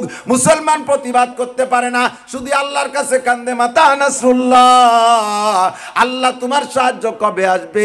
আল্লাহ পাক রব্বুল আলামিন সাহায্য পাঠায় দিয়েছে। আল্লাহ কয়, সানাস্তাদরিজুহুম মিন হাইসু লা ইয়ালামুন, আমি যখন ধরবো ছুটতে পারবি না, তবে কোন দিক দিয়ে মারবো টের পাবি না, কোন দিক দিয়ে মারবো টের পাবি না। এমন মুসিবত, এমন বালা, এমন বোমা আল্লাহ সাইরা দেশে সারা পৃথিবীতে ছড়ায় পড়ছে।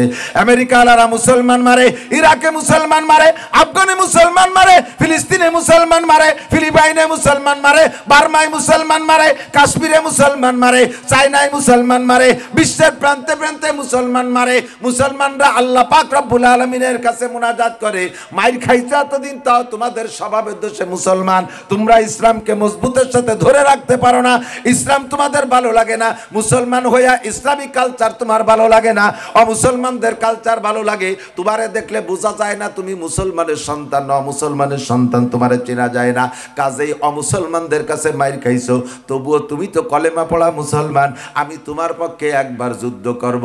সেই যুদ্ধর বোমা আল্লাহ মাইরা দেছে। ও দোস্ত, কোটি কোটি কাফেরকে আল্লাহ এবছর, লক্ষ লক্ষ কাফেরকে আল্লাহ শেষ করে দেছে। ঠিক কি ঠিক না? আমাকে আপনাকে যদি আল্লাহ ধরে, ছুটতে পারবেন না। আল্লাহ কাইন্না বাচ্চা রাব্বিকা লাশাদীদ, তোর রবের ধরা বড় কঠিন। মুসলমান হইছো, নামাজও পড়ো, সুদে কারবার ছাড়তে পারো না। মুসলমান হইছো, নামাজও পড়ো, বাংলাদেশে তুমি তাইকা দিনদারি করো, মাইয়েডারে আর বউডারে সাইডা দেশো, ইন্ডিয়ায় যাইয়া, বোম্বে যাইয়া কামাই করে আইনে টাকা দেয়। ও মুসলমান যাই, কোনো 5 পয়সারও কাম হবে না। তাড়াতাড়ি সুদে কারবার ছেড়ে দাও। সুদের ভিতরে 70 প্রকার গুনাহ, তার ভিতরে 1 নম্বর হলো আল্লাহ আল্লাহ রসুলের সাথে যুদ্ধের গুনাহ। আল্লাহ আল্লাহ রসুলের সাথে যুদ্ধ কি কোনো মুসলমান করতে পারে? জোরে বলেন, পারে? কোন মোমেন পারে? নমরুদ করেছে আল্লাহর সাথে যুদ্ধ করতে গিয়েছে, মারি খাইছে। ফিরাউন আল্লাহর সাথে বেয়াদবি করছে, আল্লাহ তারে ধ্বংস করে দিয়েছে। কারুন আল্লাহর সাথে বেয়াদবি করেছে, আল্লাহ তার সাথে যুদ্ধ করে মাটির নিচে ডাবায় দিয়েছে। আবু জাহেল আবু লাহাবের গোষ্ঠীকে আল্লাহ পাক বদরের যুদ্ধে শোয়াইছে। ও মুসলমান, আল্লাহর সাথে যুদ্ধ করে কেউ টিকতে পারে নাই। যদি আপনি এই বঙ্গে থাইকে এই সাগরে, এই একদিকে বাঘ ভাল্লুকের আক্রমণ, অপরদিকে কুমিরের আক্রমণ, অপরদিকে সাগর থেকে যত জলোচ্ছ্বাস, টর্নেডো, সাইক্লোন, ঘূর্ণিঝড়, আইলা, নার্গিস, বুলবুল যা কিছু আসে সব আপনাদের দিক থেকে আগে আসে। কথা বলেন ঠিক কি ঠিক না? এই জায়গা থেকে টপকাইয়া তারপরে আমরা উত্তরবঙ্গওয়ালারা কিছু কিছু পাই, একটু হালকা পাই, তাতেই বুঝি যে আমরা কি পরিমাণ কষ্ট পাই, আপনারা কত কষ্টের ভিতরে থাকেন। এই বিপদ থেকে যদি বাঁচতে চান, আল্লাহ পাক বলে ওয়ালাউ আন্না আহলাল কুরা আমানু ওয়াত্তাকাউ লাফাতাহনা আলাইহিম বারাকাতিম মিনাস সামাই ওয়াল আরদ। সাগরের মধ্যে রাখে তোরে আমি শান্তিতে রাখবো, আটলান্টিক মহাসাগরের ভিতরে রাইকে আমি শান্তিতে রাখবো, চতুর্দিক দিয়ে হিংসার প্রাণীর মধ্যে রাইকা তোরে আমি শান্তিতে রাখতে পারি। বান্দা, আমারে মাত্র দুইটা জিনিস দিবি। এক নম্বরে আমার প্রতি গভীর বিশ্বাস, গাঢ় বিশ্বাস, আমি আল্লাহ আছি, আমার বিধান মানার জন্য পাক্কা বিশ্বাস আমাকে দিবি। দুই নম্বরে ওয়াত্তাকাও, আমাকে যেমন ভয় করার দরকার ওই রকম ভয় করবি। হাক্কা তুকাতিহি, ইত্তাকুল্লাহ হাক্কা তুকাতিহি, আল্লাহকে যেমন ভয় করা দরকার সেই রকম ভয় করো। হাসরের মাঠে আল্লাহ পাকের সামনে যে দাঁড়াইতে হবে, কি হবে না? আমি শুনেছি আমাদের চেয়ারম্যান সাহেব আল্লাহর রহমত, তার একটা প্রভাব আছে। সে চেয়ারম্যান থাকাকালে ইউনিয়নে চোর থাকে না, চোরে তারে ভয় পায়, কারণ মারির সামনে সবাই দুর্বল। কথা কান, কায়দা মতো বিচার করে ছাড়িয়ে দিলি একেবারে। এই জন্য আল্লাহ পাক বলেন চোরের বিচার হলো হাত কেটে দাও। কয় যে একবার একটা চোরের হাত কাটলে আর কের হাত কাটা লাগবে না, কারণ বুঝে ফেলাবে যে চুরি করে ধরা পড়লে হাত কাটা খাইতে হয়, কাজেই আর চুরি করা যাবে না। জিনা করে ধরা পড়লে তারে 100 ডোরা মারো। যুবক যুবতী হইলে, বিবাহিতা বিবাহিত, অবিবাহিত অবিবাহিত হইলে এক জোড়ারে যদি এমন করে ডোরা মেরে দেওয়া হয়, বাকি সবাই ভয় পেয়ে যাবে। যদি একটা বিবাহিতা বিবাহিত জিনা করে ধরা পড়ে, পাথর মেরে শেষ করে দাও। এরকম যদি এক জোড়ারে বিচার করা হয়, তাহলে আর কেউরে বিচার করা লাগবে না, সবাই কন্ট্রোল হয়ে যাবে। কথা বলেন ঠিক কি ঠিক না? প্রভাব আর প্রশাসনের ক্ষমতাই আল্লাহ পাক আলাদা রকম দিয়েছে। এই জন্য আল্লাহ পাক রব্বুল আলামিন মাঝে মাঝে বিচার করে, মাঝে মাঝে বিচার করে। ও মুসলমান, আল্লাহর সাথে লড়াই করে কেউ পারবে না। আল্লাহ মহান, আল্লাহ মহান, আল্লাহর সাথে যুদ্ধ করে পারা যাবে না। ঠিক কি ঠিক না? 70 নম্বরের গুনাহ সুদে কারবার। এদিক এই যত সুদীয় প্রতিষ্ঠান আছে না, আহসানুল ফতোয়ার ভিতরে লিখছে যে কোনো সুদীয় প্রতিষ্ঠান, আমি নাম বলবো না, যে কোনো সুদ লেনদেনের প্রতিষ্ঠানে যদি কেউ চাকরি করে, যদি চাকরি করে, জেনুইন ডিউটি করে, নামাজ পড়ুক, রোজা রাখুক, হজ করুক, জাকাত দিক, কুরবানি করুক, যা কিছু করুক, কোরআন পড়ুক, হাদিস পড়ুক, তবলিগি যাক, সরমুনাই যাক, মাদ্রাসা করুক, মসজিদ করুক, যাই করুক না কেন, যদি সুদের প্রতিষ্ঠানে চাকরি করে, জেনুইন ডিউটি করে, কইরে এরপরে বেতন পায়, ওই বেতনের টাকাতে যদি কুরবানিতে ভাগ থাকে, বাকি 7 ভাগই 6 ভাগই মিলে 7 ভাগই মিলে কুরবানি, ওর একার টাকার কারণে বেতনের টাকায় যদি ভাগই থাকে, তাহলে বাকি 6 ভাগের কুরবানি বাতিল। 6 ভাগের কুরবানি বাতিল। এমন কথা 6 ভাগই তো জানে না, না জানি ওই লোক তো কি টাকা দিচ্ছে, কি শোনাশুনির একটা বিষয় নাকি, শুনতে গেলি তো একটা মন খারাপ হবে। কাজে সে কি টাকা দিচ্ছে, আমাকে কুরবানি বাতিল হবে কেন? আল্লাহ তুমি আমাকে বাতিল করবা কেন? আল্লাহ কয় বাতিল তোকে হবে তো হবেই, তবে আদায় করে দেব আমি কিয়ামতে। ওই সূরার কাছ থেকে তোকে 6টার নেকি আদায় করে দেব। সুদের কত বড় ক্ষতি! আল্লাহ নবী বলেন মারারতু লাইলাতা উসরিয়া বিবি কওমিন বুতুরুহুম কাল বুয়ুত, মেরাজের রাতে আমি জাহান্নামের মধ্যে গিয়েছি, এক শ্রেণী মানুষের পেট দেখি বিশাল বিশাল গোডাউনের মতো। বাইতুন মানে ঘর, বুয়ুত তার বহু বচন, অনেকগুলো ঘরের মতো এক একটা পেট তাদের ভুঁড়ি। এই পেটগুলো খালি না, ফিহাল হাইয়াত তুরাবিন খারিজি বুতুনিহিম, পেটের বাইরের থেকে দেখা যাচ্ছে পেট ভরা খালি সাপ আর সাপ। ও মুসলমান, বিশ্বাস করো, আমি চোখ দিয়ে দেখলে ভুল দেখতে পারি, আমার নবী দিকে আসছে বলছে একটু ভুল হতে পারে। জোরে বলেন পারে? সন্দেহ আছে? আমি যদি বলি আমি মাওলানা নাসির সরাসরি দেখে আসছি একটা লোকের পেট ভরা সাপ, আপনি অবিশ্বাস করলে করতে পারেন, কিন্তু আমার নবী বলছে সেই বার্তা আমি শুনাই। আপনার কি সন্দেহ আছে নাকি? আল্লাহর নবী বলেন ফিহাল হায়াত, পেট ভরা খালি সাপ আর সাপ, তুরা মিন খারিজি বুতুনিহিম, পেটের বাইরে থেকে সব সাপগুলো দেখা যাচ্ছে। ওই সাপে যাইয়া লোকটার কলিজায় কামড়াইতেছে। লক্ষ লক্ষ সাপে একে টাইমে তারে যদি কামড়ায় তাহলে কেমন হবে? দুনিয়ার সাপ আর আখিরাতের জাহান্নামের সাপের মধ্যে পার্থক্য আছে। সুজান আকরা, হাদিসে আছে সুজান আকরা, টাক পড়া মাথা টাকওয়ালা সাপ, এদের দাঁত দিয়ে বিষের সাথে আগুন বের হয়, বিষের সাথে আগুন বের হয়। কামড় দিচ্ছে, লোকটা চিৎকার মারে লাভ দিচ্ছে। একশোটে যখন কামড় দেয় একই সাথে, তখন লোকটা জাম করে কয়েকশো হাত উপরে উঠে যায়। আবার পরে আবার কামড়ায়, আবার পরে আবার কামড়ায়, চিৎকার মারতেই তালে আছে। নবী পাক দেখে বলে জিবরাইল মানে হাউলাই আমা শানুহুম, এই লোকগুলো যে এইরকম চিল্লাইতেছে, সাপে কামড়াইতেছে, তারা কারা? ওরা চিল্লানোর সময় কি বলে? কয় রব্বানা আখরিজনা মিনহা ফাইন উতনা ফাইন্না জালিমুন, মেহেরবান আল্লাহ আরেকটা বার বের করে দাও আমাদের এখান থেকে, দুনিয়ায় আরেকটা বার দাও। আবার যদি এই অন্যায় করি তাহলে যে শাস্তি দাও কোনোদিন আর কথা বলবো না, একটা বার তুমি আমাদেরকে সুযোগ দাও। এমন করে চিল্লাইতেছে, আল্লাহ কোনো জবাব দেয় না। নবী পাক বলেন জিবরাইল আল্লাহ তো এদের একটা জবাব দিলে পারে। জিবরাইল কয় হুজুর আজও না কাইলো না, বছরের ভিতরে একদিন না, প্রত্যেক 70 লক্ষ বছর পরে, 70 লক্ষ বছর চিল্লানোর পরে আল্লাহ একটা জবাব দিবেন। জবাবটা কি? আল্লাহ বলবেন ইকসাউ ফিহা ওয়ালা তুকাল্লিমুন, কথা মোটে বলবি না, আর এক কথা বলবি না, চুপ। ইকসাউ ফিহা ওয়ালা তুকাল্লিমুন, কথা বলবি না। আমি 2.5-3 লক্ষ নবী রাসূল যে ওয়াজ করাইছি কানে দিস নাই, আমি 1.25 লক্ষ সাহাবা যে বয়ান করাইছি কানে দিস নাই, আমি হাজার হাজার উলামায়ে কিরামদের চিল্লা পাল্লা করায় বয়ান করাইছি, কথা কানে দাও নাই।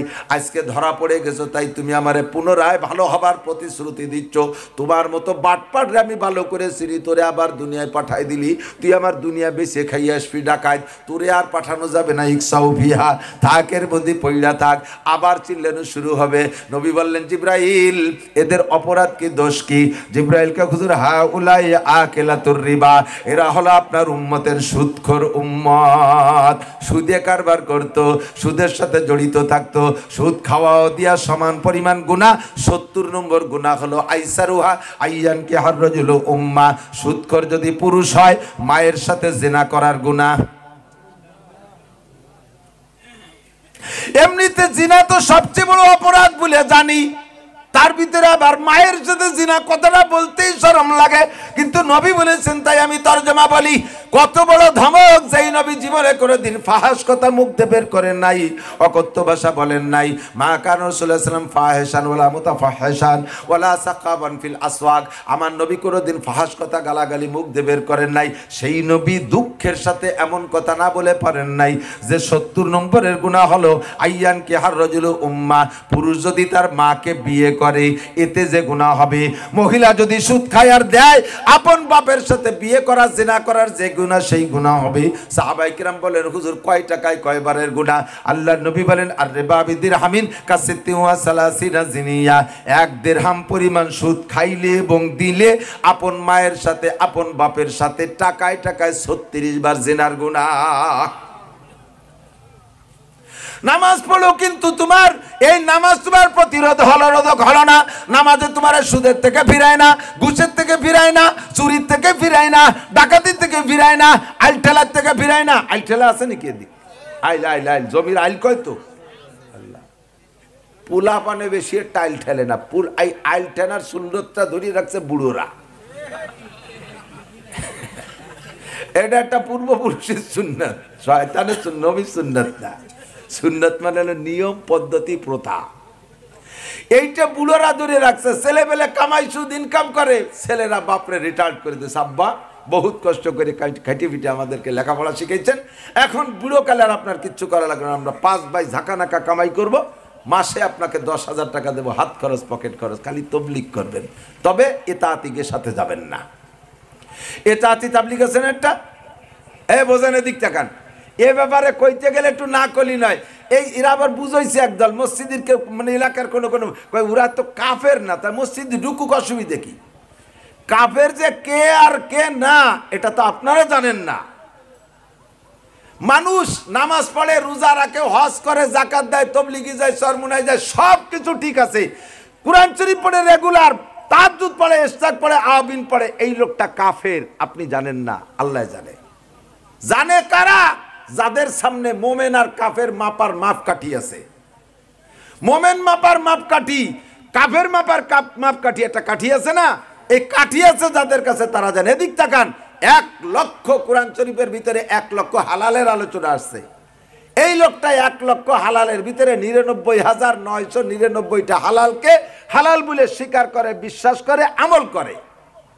একটা মাত্র হালালকে অস্বীকার করে। খেয়াল করছেন নাকি? মাত্র কয়টা হালাল? একটা হালালকে অস্বীকার করেন না, এইটা হালাল না। 1 লক্ষ হারামের আলোচনা আছে ধরে নেন কোরআনে, 99,999টা হারামকে হারাম বলে জানে, মাত্র একটা হারামকে মানে না, বিশ্বাস করে না, একটা হারামকে হালাল মনে করে। আল্লাহ নবী বলেন, মা আমানা বিল কুরআন, ওই লোকটা পুরো কোরআনকে অস্বীকার করেছে। আর কোরআন অস্বীকার করলে মোমেন না কাফের? জোরে বলেন, মোমেন না কাফের? আমরা তাদের মোমেন না কাফের সার্টিফিকেট দিচ্ছি না। তবে দোস্ত, 99 জন আলেম তবলিগের একদিকে, তবলিগের একদিকে শতকরা 99 জন আলেম, আর একজন আলেম অন্যদিকে। আপনারাই বলেন, গেছেন রুগী নিয়ে গেছেন খুলনা 250 বেডে, 250 বেডে 100 জন ডাক্তার আছে। এই 100 জন ডাক্তার বোর্ড বসছে রুগীটারে মাঝখানে নিয়ে, তার ভিতরে 99 জন ডাক্তার একমত যে এই রুগীর এই রোগ। 99 জন ডাক্তার আলাদা আলাদা করে প্রেসক্রিপশন লেখছে, ডায়াগনোসিস করে প্রেসক্রিপশন লেখছে, 99 জনের প্রেসক্রিপশন আর ডায়াগনোসিস মিলছে, একজন খালি উল্টো করছে। আপনি রুগী, আপনি বলেন কি 99 জনের প্রেসক্রিপশন মতো ঔষধ খাবেন নাকি একজনের প্রেসক্রিপশন মতো ঔষধ খাবেন? একজনের মত মতো ওষুধ খাবেন। 99 জনের মত মতো ওষুধ খাবেন, একজনের মত মতো খালি তো আপনি বুঝলাম যে কেমন বিবেচক। 99 জন কয় যে এই রোগ, এই লোকের হয়েছে ডায়াবেটিস, একজনে কয় আর একটা। তাহলে সেই একজনের কথা অনুযায়ী নিশ্চয়ই ওষুধ খাবেন না। হাটাজারি, পটিয়া, বাবুনগর, জিরি, নাজিরাট, লালবাগ, ফরিদাবাগ, মালিবাগ, যাত্রাবাড়ি, গহরডাঙ্গা, খুলনা, দারুল উলুম, কাসেমুল উলুম, শামসুল উলুম, দেওবান্দ, নিউটাউন, করাচি, সৌদি আরব, পাকিস্তান, সারা বিশ্বের সমস্ত 99 জন উলামায়ে কেরাম, শুধু 99 না, 1999 জন উলামায়ে কেরাম দাওয়াত ও তাবলীগের একদিকে, আর হাজারের ভিতরে একজন আলেম একদিকে। এখন কোন জনের সাথে যাবেন সেটা আপনি বুঝবেন। আমাদের সাথে ঘুরলে আল্লাহর রহমতে উলামায়ে কেরামের সাথে থাকলে যা শেখা যাবে। আমিও মূর্খ আর আপনিও মূর্খ, দুই মূর্খ একসাথে তবলিগি গেলি, কারে কিটা কি শিখানো যায়? কমতি দেই কিছু শিখানো যায় না। এরপরে আগামীকাল কি খাবো, খাওয়ার পরিকল্পনাটা সুন্দর হয়। এইভাবে বাজার করে খুব খাবো, 40টা দিন পিকনিক করে চলে যাবো, কিচ্ছু শিখতে পারবে না। আমি কিশোরগঞ্জ গেছি তবলিগে, মাঝে মাঝে আমার অজের মধ্যে শুনবেন। কিশোরগঞ্জ গেছি পাকুন্দে থানা সদরে তবলিগ করতে, এক চিল্লায় আমার সাথে ছিল ইয়াং যুবক বেশিরভাগ। আমি 12 জন রে 38 দিনে আলিফবা থেকে কোরআন শরীফ পড়া শিখাইয়া 8 পারা সবক পড়াই নিয়ে এসেছি, যা অবিশ্বাস্য বলে মনে হবে। যেটি কি করে সম্ভব? ওরা স্কুল কলেজের ছাত্র, মেধা ভালো আছে, আর মাত্র 10 দিনের মধ্যে কোরআন শরীফ পড়া শিখাই ফেলাইছি। আর এরপরে বাকি 28 দিনে তাদেরকে আমি আল্লাহর রহমতে 8 পারা কোরআন শরীফ পড়াই নিয়ে আসছি। আর একেবারে বুড়ো বাকড়াই যেগুলো বেরেন টেরেন কম, মোটে ধরে না, শক্ত হয়ে গেছে। কাদা নরমালি তো একটু বসাই দিলি তাই, আর যদি মাটি আটাইলি মাটি শক্ত হয়ে যায় সইতে ডেলা, এর মধ্যে কিছু ঢোকেনি। এইরকম বুড়ো ছিল 5-6 জন, তাদের সাথে মোটে আর পারি নে। তারপরও হরফ শিখাইয়া, জের জবর শিখাইয়া, যজন তাজদিদ শিখাইয়া, শব্দ সংযোগ পদ্ধতি শিখাই ফেলাইছিলাম। আর একটা সিল্লে থাকতে বলি বুড়ো কটার কোরআন শরীফ পড়াই নিয়ে আসতে পারতাম। আমি বললাম, এই সিল্লের ভিতরে ফাজাইলে আমালা তবলিগি নিসাবের পড়া হবে মাত্র 10 মিনিট। ফাজাইলে আমার তবলিগি নিসাব জীবনও 1 লাইনও না পড়লে কিয়ামতে জব দেওয়া লাগবে না আল্লাহর কাছে। কিন্তু কোরআন শরীফ শুদ্ধ করে পড়তে না পারলে জব দেওয়া লাগবে। কথা কন না কে? ফাকরাউ মা তায়াসসারা মিনাল কোরআন, কোরআনকে পড়ো, অর্ডার কার? ইকরা বিসমি রাব্বিকাল্লাযী খলাক, অর্ডার কার? পড়ো তোমার রবের নামে, আল্লাহর কালাম কোরআন শরীফ পড়ো। পড়ো কি পড়ো? ইংরেজি বই পড়ো, বাংলা বই পড়ো, অঙ্ক পড়ো, ইকরা, তুমি কোরআন শরীফ পড়ো। আল্লাহ পাক রব্বুল আলামিন বলেন ওয়ারাতিলিল কুরআনা তারতিলা, কুরআনকে তারতিলের সাথে শুদ্ধ করে পড়ো। অশুদ্ধ কুরআন দিয়ে নামাজ পড়লে নামাজ হয় না। যাদের সুরকিরাত অশুদ্ধ তাদের নামাজ এতদিন যা পড়ছেন কিচ্ছু হয় নাই, জীবন ভরে পড়বেন কিচ্ছু হবে না, আল্লাহর কসম হবে না। অশুদ্ধ কিরাত দিয়ে নামাজ পড়ছেন হবে না। ও দোস্ত, আমি তবলিগে নিয়ে আমি এদেরকে এই 20 জনকে শুদ্ধ করে কোরআন শরীফ পড়া শিখাইছি। আলেমদের সাথে গুললে শুদ্ধ করে কোরআন পড়া শেখা যায়। শরীয়তের যত মাসালা দৈনন্দিন প্রয়োজন সবকিছু আমি মস্ক করাইছি। কাজেই তবলিগ করবেন হক্কানি উলামায়ে কিরামদের সাথে। কথা বলেন ঠিক? আরো জোরে বলেন রাজি? আল্লাহ পাক কবুল করেন, বলেন আমিন। আল্লাহু আকবার। বুড়োরে রিটায়ার্ড করে দিয়েছে, আব্বা তবলিগে যাবেন আর বসে বসে আল্লাহ বিল্লে করবেন। বছরে 2 বার চরমুনায় যাবেন, ইস্তেমা আসলে ইস্তেমায় যাবেন, সাতক্ষীরে জোর ডাকলে জোরে যাবেন, খুলনায় জোর ডাকলে জোরে যাবেন। আপনার কোনো কাম নাই, খালি মসজিদে যাবেন। বুড়োরে সব কিছুতে রিটায়ার্ড করে দিয়েছে। বুড়ো সপ্তাহে রিটায়ার্ড, একটা কাজ মাত্র রানিং রাখছে। বিকেলবেলা ছোট একটা টেঙ্গি কয় নাকি মাটি খসে, যে কুপা ছোট ছোট যে ডায়েটটুক চওড়া আসরা, একটা আসরা নিয়ে বুড়ো আসরের নামাজ পড়িয়া তসবিহ গাছ আতেইয়া জিকির ফিকিরির সাথে বইরা আইল খুঁজতে যায়। জিকিরি কো সুবহানাল্লাহ, আলহামদুলিল্লাহ, আল্লাহু আকবার। জিকির ফিকিরি আইল খুঁজে, নামাজও পড়ে, আইলো খোসে। দিক তাকান, ওদিকে আপনি কিন্তু প্রোটেক, ওদিকে প্রতিরোধক টিকা আপনি নেছেন। নামাজ প্রতিরোধক টিকা নেছেন, আবার আইল খোসেন, তাহলে কেমন প্রতিরোধক হলো? ওই বুড়োর জমি কিনতে গেলে কেউ কয় চাচা জমি কি মাপে জপে ঠিক আছে? নিশ্চিন্তে জমি কিনবা বাপ, আজ 30 বছর আইল খুশি, 2 কাঠা বেশি ছাড়া কম হবে না। জিকিরে ফিকিরে আইল খুশি। কয়েকদিন আগে বুখারী শরীফে পড়াইছে, আল্লাহ নবী বলেন মান যালামা শিবরাম মিনাল আরদে তুফিকা ইয়াউমাল কিয়ামাতে সাবু আরদিন। যদি কোনো ব্যক্তি আরেকজনের জমি যে কোনো কৌশলে জুলুম করে হোক আর কৌশল করে হোক, এইভাবে জিকির ফিকির আইল খুশি হোক, আধা হাত জমিও যদি কেউ দখল করে খাও রে বান্দা, দুনিয়ায় আধা হাত জমি দখল করে খাও, কিয়ামতের ময়দানে জমিনের আংটা লাগাইয়া, সাবু আরদিন বলা হয় 7 জমিন, 7টা জমিনে আংটা লাগাইয়া তোমারে কুজো করে গলার সাথে বাঁধে দিয়ে বলবে, ফেরেশতারা 14 মনে গুরজু নিয়ে বাজার কাছে পাছার কাছে দাঁড়াবে, কোমর ভেঙে ফেলায় দেবে, পিটায় উঠো বুড়ো, এই যে দিছি জমি খা। বুড়ো কয় বাবা বাইরে উঠতেছি না, দড়ি খুলিয়ে দাও। কয় যে 1 বিঘেতে যদি এত কামলা কামলি করছে, যখন 7 জমি দিছি সব টুক তোর, উঠতি হবেই। ওটা তো সম্ভব না, মাজা থাকবে না, আইল মাসাইল খুলে ফেলায় দেবে, পিটাইয়া গুরজু দিয়া। নামাজ পড়ো, তুমি আইল খুঁজে বন্ধ করতে পারলে না। ও মুসলমান, নামাজ পড়ো, আজও বিড়ি ছাড়তে পারলে না। তুমি ভালো করে জেনে নাও, যেই নামাজে তোমার বিড়ির আগুন থেকে ফিরাইতে পারে নাই, ওই নামাজে তোমার জাহান্নামের আগুন থেকে ফিরাতে পারবে না। যেই নামাজে সুদ থেকে ফিরাতে পারে নাই, ওই নামাজে জাহান্নাম থেকে ফিরাতে পারবে না। যেই নামাজে ঘুষ থেকে ফিরাতে পারে নাই, ওই নামাজে জাহান্নামের আগুন থেকে ফিরাতে পারবে না। যেই নামাজে তোমার বেপরদা থেকে ফিরাতে পারে নাই, ওই নামাজে তোমার জাহান্নাম থেকে ফিরাইতে পারবে না। যেই নামাজে চুরি ডাকাতির থেকে ফিরাতে পারে নাই, ওই নামাজে জাহান্নামের আগুন থেকে ফিরাতে পারবে না। তাহলে হুজুর ভালো করে বলে দেন যে প্রতিরোধক ব্যবস্থা নিলে বলে আল্লাহ নাকি প্রতিরোধ করে, নামাজ পড়লে নাকি এই সমস্ত দুর্নীতি থেকে বাঁচা যায়। তাহলে আমাদের টিকা কি সমস্যা আছে নাকি? কয় হ্যাঁ, তার টিকার মধ্যে সমস্যা থাকতে পারে। আমরা প্রথম যখন টিকা আইছে বাংলাদেশে, এই যে করোনার টিকা সিনোফার্মা, বেশিরভাগ কি সিনোফার্মা। এই সিনোফার্মা টিকা যারা নেছে, এখন যদি তারা বিদেশ যাইতে যায়, উমরা করতে চায়, উমরার ভিসা চায়, বিদেশে যার ভিসা চায়, এখন ওই সিনোফার্মা 2-3টে নিলিও তারপরে তারা ভিসা দেয় না। কয় এস্ট্রাজেনিকা নিতে হবে অথবা ফাইজার একটা নিতে হবে, নইলে ভিসা পাবে না। কয় সিনোফার্মা চায়নার ওইটা হলো দুর্বল, ওই দুর্বল টিকা নিলে তোমার বিদেশ যার ভিসা দেওয়া হবে না, ইমিগ্রেশনে তোমার ছাড়া হবে না।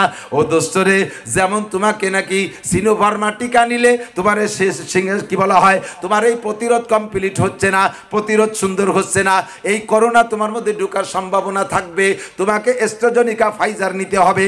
তেমনি তুমি এতদিন যে নামাজ পড়ছো, নামাজ হলো সিনোফার্মা নামাজ প্রতিষ্ঠিত হয়। যেমন আল্লাহ হুকুম করেছেন, নবী বলেন সাল্লু কামা রাআইতুমুনি উসাল্লি, আমাকে যেমন নামাজ পড়তে দেখো ওই রকম নামাজ পড়ো। আমার দিক, আমাকে যেমন পড়তে দেখো ওই রকম পড়ো। কাকে যেমন, জোরে বলেন কার নামাজের মতো? নবীর নামাজের মতো। বলেন কার? কার নামাজ? আপনি শিখছেন কার নামাজ? আপনি শিখছেন বাপের নামাজ। বাপরে নামাজ পড়তে দেখছেন আপনি পাশে পাশে যাইয়া, আপনার বাপ শিখতে কার কাছ থেকে? তার বাপের কাছ থেকে। তার বাপ কি করতো? লাঙ্গল চষতো, হাল চষতো, ধান খেত খামার করতো, কৃষক ছিল। জীবনে মাদ্রাসায় পড়ে নাই, কোনোদিন তবলিগে যাই নাই, হক্কানি পীরের কাছ থেকে শেখে নাই, আলেম ওলামার কাছ থেকে শেখে নাই। সে শিখছে বাংলা বই দেখা। সেই বাংলা বই দেখালার পাশে পাশে ঘুরে ঘুরে আপনার আব্বা শিখছে, তার দেখা দেখে আপনি শিখছেন। ভালো কোনো নামাজির কাছ থেকে আপনি নামাজ শেখেন নাই, কাজেই আপনার নামাজ হয়ে গেছে সিনোভার্মা। ওর মধ্যে আত্মায় তো ঠিক নাই, ওর মধ্যে দোয়া কোনো ঠিক নাই। অজু বানাইছেন, অজুটা ঠিক নাই। গোসল করছেন, গোসলটা ঠিক নাই। জিজ্ঞেস যদি করি, বাবা বলেন তো গজুর ফরজ কয়টা? কইতে কইতে 8টা 10টা কয়। আমার মাদ্রাসায় তখন লক্ষ্মী পেশা পড়াইতাম, এই আইত পাগল একটা আইসা আমার তালবি আলিমকে পাগল করে ফেলাইছে। এরে এটা জিজ্ঞেস করে, ওরে ওটা জিজ্ঞেস করে। তালবি আলিম একটা ফাজিল, ওদের যাই তুই সবাই এতটা জিজ্ঞেস করি, তোরে আমি জিজ্ঞেস করবো এবার। ক তুই কি জিজ্ঞেস করবো? আমি সব কব। কয়দি কদি অজুর ফরজ কয়টা? কয় যে অজুর ফরজ তো 10টা। কি কি? কুলিয়ারা ফরজ, নাহেবানি নেওয়া ফরজ, মেসাক করা ফরজ, মাথা মোছা ফরজ, হাত ধোয়া ফরজ, পাও ধোয়া, কতি 15-16টা কইছে। কয় তুলি কলিদির 10টা, এনে দিয়ে হয়ে গেলে 16টা। কয় যে আরও পারি, ও তো তোমাকে ভয়তে করছিলে। ও অজুর ফরজ আরও পারে। আপনি জীবন ভরে অজু করেন, ফরজ কয়টা কি জানেন? একটা কথা মনে রাখবেন, যেই কটা অঙ্গরে দুয়ার মুসা, হাত ধোয়া, পাও ধোয়া, মুখ ধোয়া ফরজ, মাথা মোছে করা ফরজ, তাই তো? এই 4 জায়গা যতটুকু পরিমাণ ধুইতে মুছতে হবে, ওর ভিতরে যদি একটা চুলকে, একটা লোম রেই খাড়াভাবে রাখা যায়, একটুক জায়গা যদি শুকনো থাকে, তাহলে আপনার অজু হয় নাই। 1 নম্বরে মাইর। আর অজু না হইলে জীবন ভরে নামাজ পড়ছেন, কিচ্ছু হয় নাই। বুড়ো মানুষ টিবলের নিচে পা ধরিয়া টিবল চাপছেন আর পা দিয়ে পা নাড়াচাড়া করছেন, আঙ্গুলের ফাঁকের মধ্যে পানি পৌঁছই নাই, তা আপনার খেয়াল নাই, নামাজ হই নাই। সিনোভার্মা নামাজ। 2 নম্বর নামাজ, দোয়া কুনুত পড়ছেন, কি পড়ছেন? একটা কাজে বাবা আমি দোয়া কুনুত পারি না, আমি দোয়া কুনুতের সময় কুলুস শুরু করি। তুমি দোয়া কুনুতের সময় কুলুস শুরু করো, সেই জন্যই তো তোমার নামাজে আকামাইতে ভিড়ে না, তুমি আইল খুঁজতেই তালে আসো। দোয়া কুনুত পড়ো, তাই কিভাবে পড়ো? যেটুক পারি পড়ে। কয় অনাশকুরুকা ওয়ালা নাকফুরুকা ওয়া নাকলাউ ওয়া নাতরুকু, যা পড়ি যাচ্ছে পাইকারি দরে। অনাশকুরুকা ওয়ালা নাকফুরুকা তর্জমা কি হয়েছে জানেন? আল্লাহ এতদিন তোমার নিয়ামতকে শুকর আদায় করেছি, এখন থেকে অবশ্যই তোমার কুফরি নাফরমানি করবই। এতদিন শুকর আদায় করছি, ওয়ানাশ কুরুকা ওয়ালা নাকফুরুকা, এখন থেকে কুফরি করবই। কিন্তু পড়া দরকার ছিল কি? ওয়ানাশ কুরুকা ওয়ালা নাকফুরুকা, লারে একালিপ টানতে হবে। আপনি লারে না টাইনা ওয়ালা নাকফুরুকা ধমাধম মাইরে দিয়েছেন, তর্জমা আকাশ পাতাল হয়ে গেছে। ওয়ানাশ কুরুকা ওয়ালা নাকফুরুকা, আল্লাহ নিয়ামত তোমার কাজ শুকর তোমারই করি, ওয়ালা নাকফুরুকা, আমরা তোমার নিয়ামতের কুফরি করব না। এই বলে আপনি দোয়া কুনুতের মধ্যে অঙ্গীকার করবেন। তা না করে করছেন অনাশকুরুকা ওয়ালা নাকফুরুকা। বলবেন যে হুজুর আমি মুখে যদিও বলি ভুল, আমি তো আসলে আল্লাহর নাফরমানি করি না। মুখে ভুল বলতে পারি, কিন্তু আসলে কি আমি বেঈমানি করি নাকি? এই ভুলে ভুল না, অবশ্যই এই ভুলে ভুল। মুখে বললে যদি ভুল না হয়, তাহলে আমি ধরাই দিয়ে দিকটা কান। মুখের ভুল যদি ভুল না হয়, তাহলে ও জায়গাও ভুল হবে না। স্ত্রী স্ত্রী হয়, বউ বউ হয়, বউ হিসেবেই ব্যবহার করতেছেন, এতদিনও করছেন, সামনেও করবেন। ফাঁকে মোহাব্বত করে একদিন মা কইয়ে ডাক দিয়েছেন, অসুবিধা হবে নাকি? কথা কয় না, এত মুখে কইছে, ওতে কি কি হবে? আমার মন তো ঠিক আছে, বউ আমার বউ হয়। একদিন খালি মোহাব্বত করে মা কয়েকটা ডাক দিছে, ভুল হবে? আরে কথা কয় না, ফতোয়া দেয় না, ভুল হবে কি হবে না? আপনার মন তো ঠিক আছে, তা মুখের বলি কি হবে? এ জায়গা যদি ভুল হয়, তাহলে ও জায়গা ভুল হবে। মা আপনার মা হয় জীবন ভরে, মারে তো মিস করা যায় না। আব্বারে নিয়ে সন্দেহ থাকতে পারে, যার কারণে সরকার এখন মার ঠিকানা নিয়ে ধরছে। কথা কন না কে?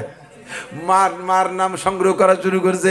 আব্বারে নিয়ে সন্দেহ থাকলে মারে নিয়ে সন্দেহ নাই, কারণ যার পেটে হয়েছি সেই তো মা, তাই না? কথা বলেন দোস্তরে। মারে যদি বাবি সাপ করে ডাক দেন, সমস্যা আছে নাকি? মা তো মা হয়, এত মুসার কায়দার। মারে যদি বাবি কইলে ভুল হয়, আর বউরে যদি মা কইলে ভুল হয়, দোস্তরে লারে না টাইনা লারে লা টানার জায়গা না টাইনা যদি ছেড়ে দেন মুখে ভুল তো আসলেও ভুল, আপনার নামাজ বাতিল, ওই নামাজে আপনারা ফিরাই না। মহিলারা ওযু মানে আমার দিক তাকান, মহিলাদের হাতে পায়ে যদি নখ পালিশ থাকে, নখ পালিশের একটা কণা একটা চুলের মাথা পরিমাণ অতটুক জায়গা যদি হাতে পায়ের নখে নখ পালিশ থাকে, ওই মহিলার ওযু হবে না। ওযু হবে না তো নামাজ হবে না। ওই মহিলারে দেয়ার নামাজের কোনো কার্যক্রম ওর মধ্যে পাওয়া যাবে না, নামাজের কোনো ক্রিয়া মহিলার মধ্যে পাওয়া যাবে না, কারণ তার নামাজই হয় নাই। ইদানিংকালে আর একটা মশলা করে যে দিক থাকেন, আগে একসময় আমাদের ছোটবেলায় তো গরিব মানুষের রুটি খেত, বড় লোকরা ভাত টাত খাইতো। মাঝে আবার কিছুদিন গেছে কেউ রুটি খায় না, সব বড় লোক হয়ে গেছে। বড় লোকরা তো ভাতই খায়, ফাঁকে গরিবরাও বড় লোক হয়ে গেছে, ধনী হয়ে গেছে। ইদানিং আল্লাহ ঘুরাই দিয়েছে সম্পূর্ণ, গরিবরা ভাত খায়, বড় লোকরা রুটি খায়। ঠিক ঠিক না? ওই সেই সময় আমরা খাইছি, তাই আল্লাহ এখন বড় লোক খেতে খাওয়াচ্ছে। রুটি প্রায় বাড়ি আছে, ডায়াবেটিস রুটি। আটা সেনা লাগে না, আটা সেনতে যাইয়া নখের মধ্যে আটা ঢুকছে, এরপরে রুটি তা দিতে দিতে সেকতে সেকতে ওই আগুনের তাপে নখের মধ্যে আটা শক্ত হয়ে গেছে, শুকনো হয়ে গেছে। ওই আটাকে কাঁচা থাকতে ভালো করে খিলাল করে বের করে পরিষ্কার যদি না করে, নখের মধ্যে যদি আটা ওইভাবে শুকোয় থাকে, ওই শুকনো আটার ভিতরে পানি যায় না, ওযু হয় নাই, নামাজ হয় নাই, সেই নামাজে তোমার আকামেতে ফিরেতে পারে না। আমরা যারা পান্ডু আছি, পান পার্টি, পান খাই যারা, পান কৌটার ভিতরে থেকে নখ দিয়ে আঙ্গুল দিয়ে চুন নেই, এই নখের মধ্যে চুন কিন্তু ঢুকে যায়। চুন ঢুকে গেছে, আপনি চাইতে চুটে খাইছেন, নখের ভিতরে টুকরো হয়ে গেছে। এরপরে হাতে যেটুক থাকে বেশি, তিন জিনিসের অপচয়, তিন জিনিসের অপচয়, চুন, নুন, খুন। নুন যতটুক পাতে লাগবে, খাইতে লাগবে, তার চাইতে পাতে নেয় বেশি, খাইয়ে দিয়ে যেটুক তাই পানিতে দিয়ে মুছে ফেলাই দেয়, এর অবস্থায়। খুন মানে রক্ত, রক্তের কোনো হিসাব নিকেশ নাই, এর কোনো বিচার নাই এদেশে। আর একটা হলো চুন, পান খাইতে যেটুক লাগবে তার সে নেয় অনেকখানি বেশি। যেটুক খায় আটার সময় যদি হাতে থাইয়ে যায়, রাস্তার পাশে যত গাছ আছে দেখেন চুনির দাগা লাগে, ওই জায়গাতে ডলা দেয়, তখন নখের মধ্যে ঢুকে যায়। ওই ডলার সময় নখের মধ্যে ঢুকে শুকিয়ে গেছে, শুকনো চুরির নিচে ওযুর পানি যায় না। আপনি ওযু করে নামাজ পড়ছেন, ওই নামাজ হয় নাই। নামাজ না হওয়ার কারণে আপনার কোনো কিছু, এ তো এই বাহ্যিকভাবে বললাম। এভাবে ওযু গোসল, ওযু যারা গোসল করবেন, গোসল এদিক তাকান, ফরজ গোসল। দাঁতের মধ্যে বড় বড় ফাঁকা আছে, দাঁতের মধ্যে ফাঁকা আছে, রাতের বেলা খানা খাইছেন, দাঁতের মধ্যে খিলেল ওই মানে ভাত গোস্ত ঢুকে রয়েছে, আপনার রাতের বেলা গোসল ফরজ হয়েছে, শেষ রাত্রি গোসল করছেন, খিলেল করেন নাই, আপনার ওই খিলেলের দাঁতের ফাঁকে যে জায়গাটা ফাঁকা ছিল, ওই জায়গা পানি পৌঁছানো ফরজ ছিল, সে জায়গা পানি পৌঁছাই নাই, আপনার গোসল হয় নাই, বাস আপনি নামাজ পড়ছেন, নামাজে কাজ হয়নি। কাজেই আমাকে সব জায়গা পরিষ্কার পরিচ্ছন্নতাকে সুন্দর করে একটা নামাজ আল্লাহকে দেন।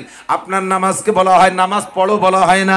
কোরআন শরীফে 82 জায়গা আছে আকিমিস সালাত, ধরে বলেন আকিমিস সালাত, নামাজকে কায়েম করো। কায়েম মানে বাস্তবায়ন করো। বাস্তবায়নের কি মানে? কয় নামাজ এমনই একটা ইবাদত, এরে যদি বাস্তবায়ন করো তাহলে বাস্তবায়ন হবে কোন জায়গায়? নামাজ যদি তোমার মধ্যে সেট হয় তাহলে তোমার চক্ষু ভালো হবে। যখন দেখবা নামাজ পড়তে পড়তে চোখ তোমার কন্ট্রোল হয়ে গেছে, আজে বাজে দিক তাকায় না, বুঝবা তোমার চোখের মধ্যে নামাজ কন্ট্রোল সেট হইছে। এবার হাতে অন্যায় করে, এখনো নামাজ তোমার হাতের মধ্যে সেট হয় নাই, একসময় যে তোমার হাতও কন্ট্রোল হয়ে গেছে, বুঝবা হাতের মধ্যে নামাজ কায়েম হইছে। জিহ্বা এখনো কন্ট্রোল হয় নাই, অকথ্য ভাষায় গালাগালি করে, বিড়ি আর সিগারেট খায়, যা পায় তাই দড়িয়ে গালে দেয়, মুখে দেয়, যে যা দেয় দড়িয়ে খাইতে তালে তাকে হালাল হারাম বাসা খুঁটা নাই। বুঝবা যে হাতের মধ্যে নামাজ কায়েম হইছে, চোখের মধ্যে কায়েম হইছে, এখনো জিহ্বার মধ্যে কায়েম হয় নাই। যখন তোমার জিহ্বাও কন্ট্রোল হবে, হালাল হারাম বাছাই করে খাওয়া, তখন বুঝবা যে জিহ্বার মধ্যে নামাজ কায়েম হইছে। এখনো তোমার পায়ের মধ্যে কায়েম হয় নাই। তুমি জিহ্বাও কন্ট্রোল করো, হাতও কন্ট্রোল করো, চোখও কন্ট্রোল করো, কানও কন্ট্রোল করো, কিন্তু মাঝে মাঝে মাঝে মাঝে তোমার পাও দিয়ে হাইটা অমুসলমানদের প্রোগ্রামে যাইতে মনে চায়, তাহলে বুঝবা যে তোমার এই চাকা কন্ট্রোল হয় নাই, এর মধ্যে নামাজ কায়েম হয় নাই। যখন তোমার পাও খারাপ দিকে যাবে না, তখন বুঝবা যে তোমার নামাজ পায়ের মধ্যেও কায়েম হয়ে গেছে। এবার তোমার ব্যক্তি জীবনে কায়েম হলো, এরপরে যে দেখো তোমার বউ বাচ্চা বাচ্চা কথা শোনে কিনা।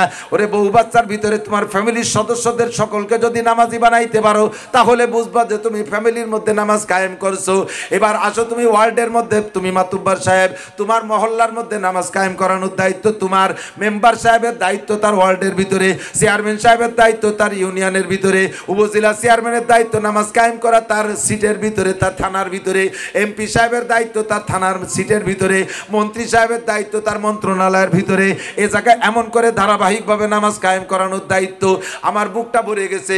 চেয়ারম্যান সাহেবকে নিয়ে মাদ্রাসায় বসাচ্ছিলাম, উনি বলেছেন আল্লাহ ওনার জবানকে বরকত দিক, আল্লাহ ওনার মেহনতকে কবুল করে নিক। উনি বলেছেন নামাজের মুআখাজা প্রত্যেকটা মসজিদে ফজরের নামাজে কে আসলো না আসলো তার একটা হিসাব হতে হবে। আমরা বক্তারা, আমরা উলামায়ে কেরাম, নামাজের ওয়াজ করা এটা আমাদের নৈতিক দায়িত্ব, এটা কমন সাবজেক্ট, এটা আমাদের চাকরি। তাই আমরা ওয়াজ করি, আমাদের কথাটা অতটা গুরুত্ব দেয় না, কারণ জীবন ভরি এই এক কথা কইতে তালে রয়েছে। পাশে যদি, সাথে যদি একজন প্রশাসনের লোক, একজন রাজনৈতিক নেতা যদি এই কথাটারে সাপোর্ট দেয় তাহলে ওই কথাটা বাস্তবায়ন করতে সহজ হয়। কথা কান, আমি যদি আমারে যদি কন্ট্যাক্ট দেয় যে হুজুর আমাদের এসপি সাহেব যে আমাদের এই পুলিশ লাইনে 500 পুলিশ আছে, আপনি ওয়াজ করে নামাজ পড়াবেন, সব কয়জনের নামাজি বাড়াবেন। আমি 100 বছর ধরেও ওয়াজ করলি যে 500 পুলিশে নামাজি বাড়াতে পারবো, কন্ট্যাক্ট আমার দ্বারা নেওয়া সম্ভব না, এটা আমি গ্যারান্টি দিতে পারবো না। কিন্তু এসপি সাহেব যদি যার সকালবেলা 500 পুলিশে ফলিন দিয়ে দাঁড় করে বলে আমার ডিপার্টমেন্টে এখানে চাকরি করতে হলে মুসলমান পুলিশ যে কয়টা আছিস এক ওয়াক্ত নামাজ কাজা করতে পারবি না, যদি নামাজ কাজা করিস তাহলে এই করব। এসপি সাহেব যদি ঘোষণা দিয়ে দেয় 500 পুলিশ যদি মুসলমান হয় একজনও বেনামাজি থাকবে? জোরে বলেন থাকবে? ইজা কানা উমারাকুম খিয়ারাকুম, যখন তোমাদের নেতারা হবে ভালো মানুষ, আল্লাহ নবী বলেন ফাজাহরুল আরদে খায়রুম মিন বাতনিহা, সেই সময় তোমাদের মরার চাইতে বেঁচে থাকা ভালো। ভালোকে কাকে ভালো বলা যায়? আমি ভালো তো কতজনরেই বললাম, সুদখোরের পিছনে ঘোষের স্লোগান দেই, ঘুষখোরের পিছনে স্লোগান দেই, মুয়াদখোর গাঁজাখোরের পিছনে এই নির্বাচনের সময় স্লোগান দিছি, বোতল ভাই চরিত্র ফুলির মতো পবিত্র, বোতল ভাই যেখানে আমরা আছি সেখানে, বোতল ভাইকে দিলে ভোট, বোতল খাবে দেশের লোক। এরকম স্লোগান তো কতজনরে দিছি, গাঁজাখোরের পিছনে আমরা প্রশংসা করে বেড়াইছি। এগুলো ভালো না। আল্লাহ যারে ভালো কয়, নবী যারে ভালো কয়, আল্লাহ আল্লাহ নবী কারে ভালো কয়? নামাজি মানুষকে ভালো কয়, হক কথা বলনেওয়ালাকে ভালো কয়, ন্যায় বিচার করনেওয়ালাকে ভালো বলে, ঠিক না? নবী বলে ইজা কানা উমারাকুম খিয়ারাকুম, যখন তোমাদের নেতারা যে যতটুকু আছে, মেম্বার সাহেব ওয়ার্ডের মধ্যে ভালো মানুষ, ইনি ওয়ার্ডের মাতুব্বার, চেয়ারম্যান সাহেব ইউনিয়নের ভিতরে ভালো মানুষ, ইনি নেতা। এই দুইজন মানুষ যদি একটা ইউনিয়নের জন্য ভালো হয়ে যায় তাহলে ইউনিয়ন ভালো হতে বাধ্য। কথা বলেন? আপনারা সহযোগিতা করবেন ভাইকে সহযোগিতা করবেন। উনি একা পারবে না, উনি তো একা মানুষ, কয়জনে বেরোবে? সব ইউনিয়নের সব যদি জুটিয়ে বুটিয়ে ওনার বিপক্ষে দাঁড়ায় যায় তাহলে উনি কি করবে? ওনাকে আমরা সহযোগিতা করব। এই ইউনিয়নটা চোর মুক্ত হন, চান তো? চোর মুক্ত হোক চান? ডাকাত মুক্ত হোক চান? গাঁজা বা ফেন্সিডিল মুক্ত হোক চান? ফ্লাশ আর তাস খেলা যত আছে এই উল্টো পাল্টি এগুলো সব বন্ধ হয়ে যাক, চান তো? এইগুলো চাইতে হলে আপনাদের সহযোগিতা তাকে লাগবে। এইরকম মানুষ যদি হয় সমাজের নেতা, আর উমুরুকুম ইলা শুরা বাইনাকুম, তোমাদের সমস্ত কাজ যদি পরামর্শ সাপেক্ষে হয়, ওয়া আগনিয়াউকুম সুমহাকুম, ধনীরা যদি দানশীল হয়, যাকাতটা সঠিকভাবে দেয়, কুরবানিটা ঠিকমতো করে, সদকা ফিতরা ঠিকমতো দেয়, গরিবদের হকগুলো আদায় করে, আল্লাহ নবী কয় ফাজাহরুল আরদে খায়রুম মিন বাতনিহা, ওই সময় মরার চাইতে বেঁচে থাকা তোমাদের জন্য মঙ্গলময়, দুনিয়াটাই তোমাদের জান্নাত, দুনিয়াটাই তোমাদের জান্নাত। আল্লাহ তাআলা আমাদের বাংলাদেশে যত ইউনিয়ন আছে সমস্ত ইউনিয়নের চেয়ারম্যানদেরকে আমার কমপক্ষে আমার ভাইয়ের মতো বানাই দিক, এবং যত উপজেলা চেয়ারম্যান আছে, যত এমপি মন্ত্রী আছে, সকলকে আল্লাহ তাআলা দিনদার বানাই দিক। এই আওয়ামী লীগ সরকারের মাধ্যমেই আল্লাহ তাআলা যদি ইচ্ছা করে তাহলে কুরআনী আইন এদেশে বাস্তবায়ন করতে পারে কি পারে না? জোরে বলেন পারে না? আর কুরআনী আইনের মধ্যে শান্তি না অশান্তি? মুসলমানরাও শান্তি পাবে। কুরআনী আইন যদি কোনো দেশে হয় সে দেশে হিন্দু অমুসলমানরাও শান্তি পাবে, অমুসলমানরা শান্তি পাবে। তারা থাকবে মেহমানের মতো, তারা থাকবে মেহমানের মতো। এদিক থেকে বাড়িওয়ালাদের যত্ন বেশি না মেহমানদের যত্ন বেশি? মেহমানদের যত্ন বেশি না? আমরা সংখ্যাগরিষ্ঠ, আমরা শাসক, আমাদের হবে এক ধরনের শান্তি, বাড়ির মাতুবাড়ি। আর মুসলমানরা এদেশের সংখ্যালঘু, তারা আমাদের কাছে মেহমানের মতো আজীবন আদরের পাত্র হয়ে থাকবে। তাদের কোনোটাই কম পড়বে না। আগেই বলে নিছি, হিন্দুদের মন্দির ভাঙ্গা জায়েজ নাই, হিন্দুদের মূর্তি ভাঙ্গা জায়েজ নাই, তাদের ধর্ম নিয়ে সমালোচনা করা জায়েজ নাই, এটা আমরা বলি। হিন্দু শিক্ষিত পণ্ডিত জ্ঞানীগুণী যারা, তারা আমাদের ইসলাম নিয়ে সমালোচনা করে না। কটূক্তি করে না, কিন্তু ভিতরে ভিতরে জ্ঞানজাম বাধাই দেন যে কিছু কিছু পাঙ্কু পোলা পান, তারা অনেক সময় উল্টো পাল্টা করে, ওই কোরআন শরীফের সাথে একটু বেইজ্জতি করে, রসুলের একটা গালি দেয়, আজে বাজে কয়ে ব্লগার সাইজে একটু ফেসবুকে একটু লেখে, আর লাগিয়ে যায় বাংলাদেশের মধ্যে হই হুল্লা জ্ঞানজাম ফাসাদ।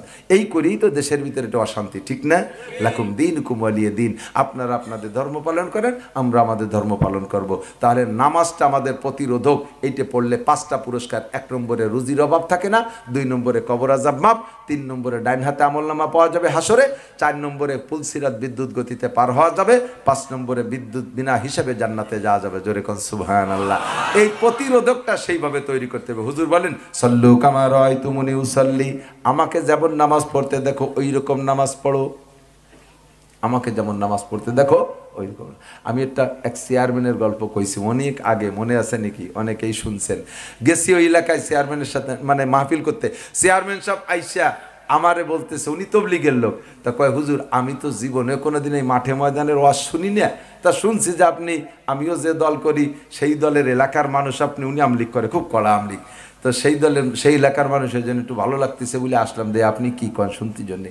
এরপরে উনি বলা শুরু করলেন যে হুজুর আমি আমলিক করি, এবং এমন আমলিক করতাম যে আমার মনে হয় যে বঙ্গবন্ধু আমার সমান আমলিক করে না, এমন আমলিগির আমলিক।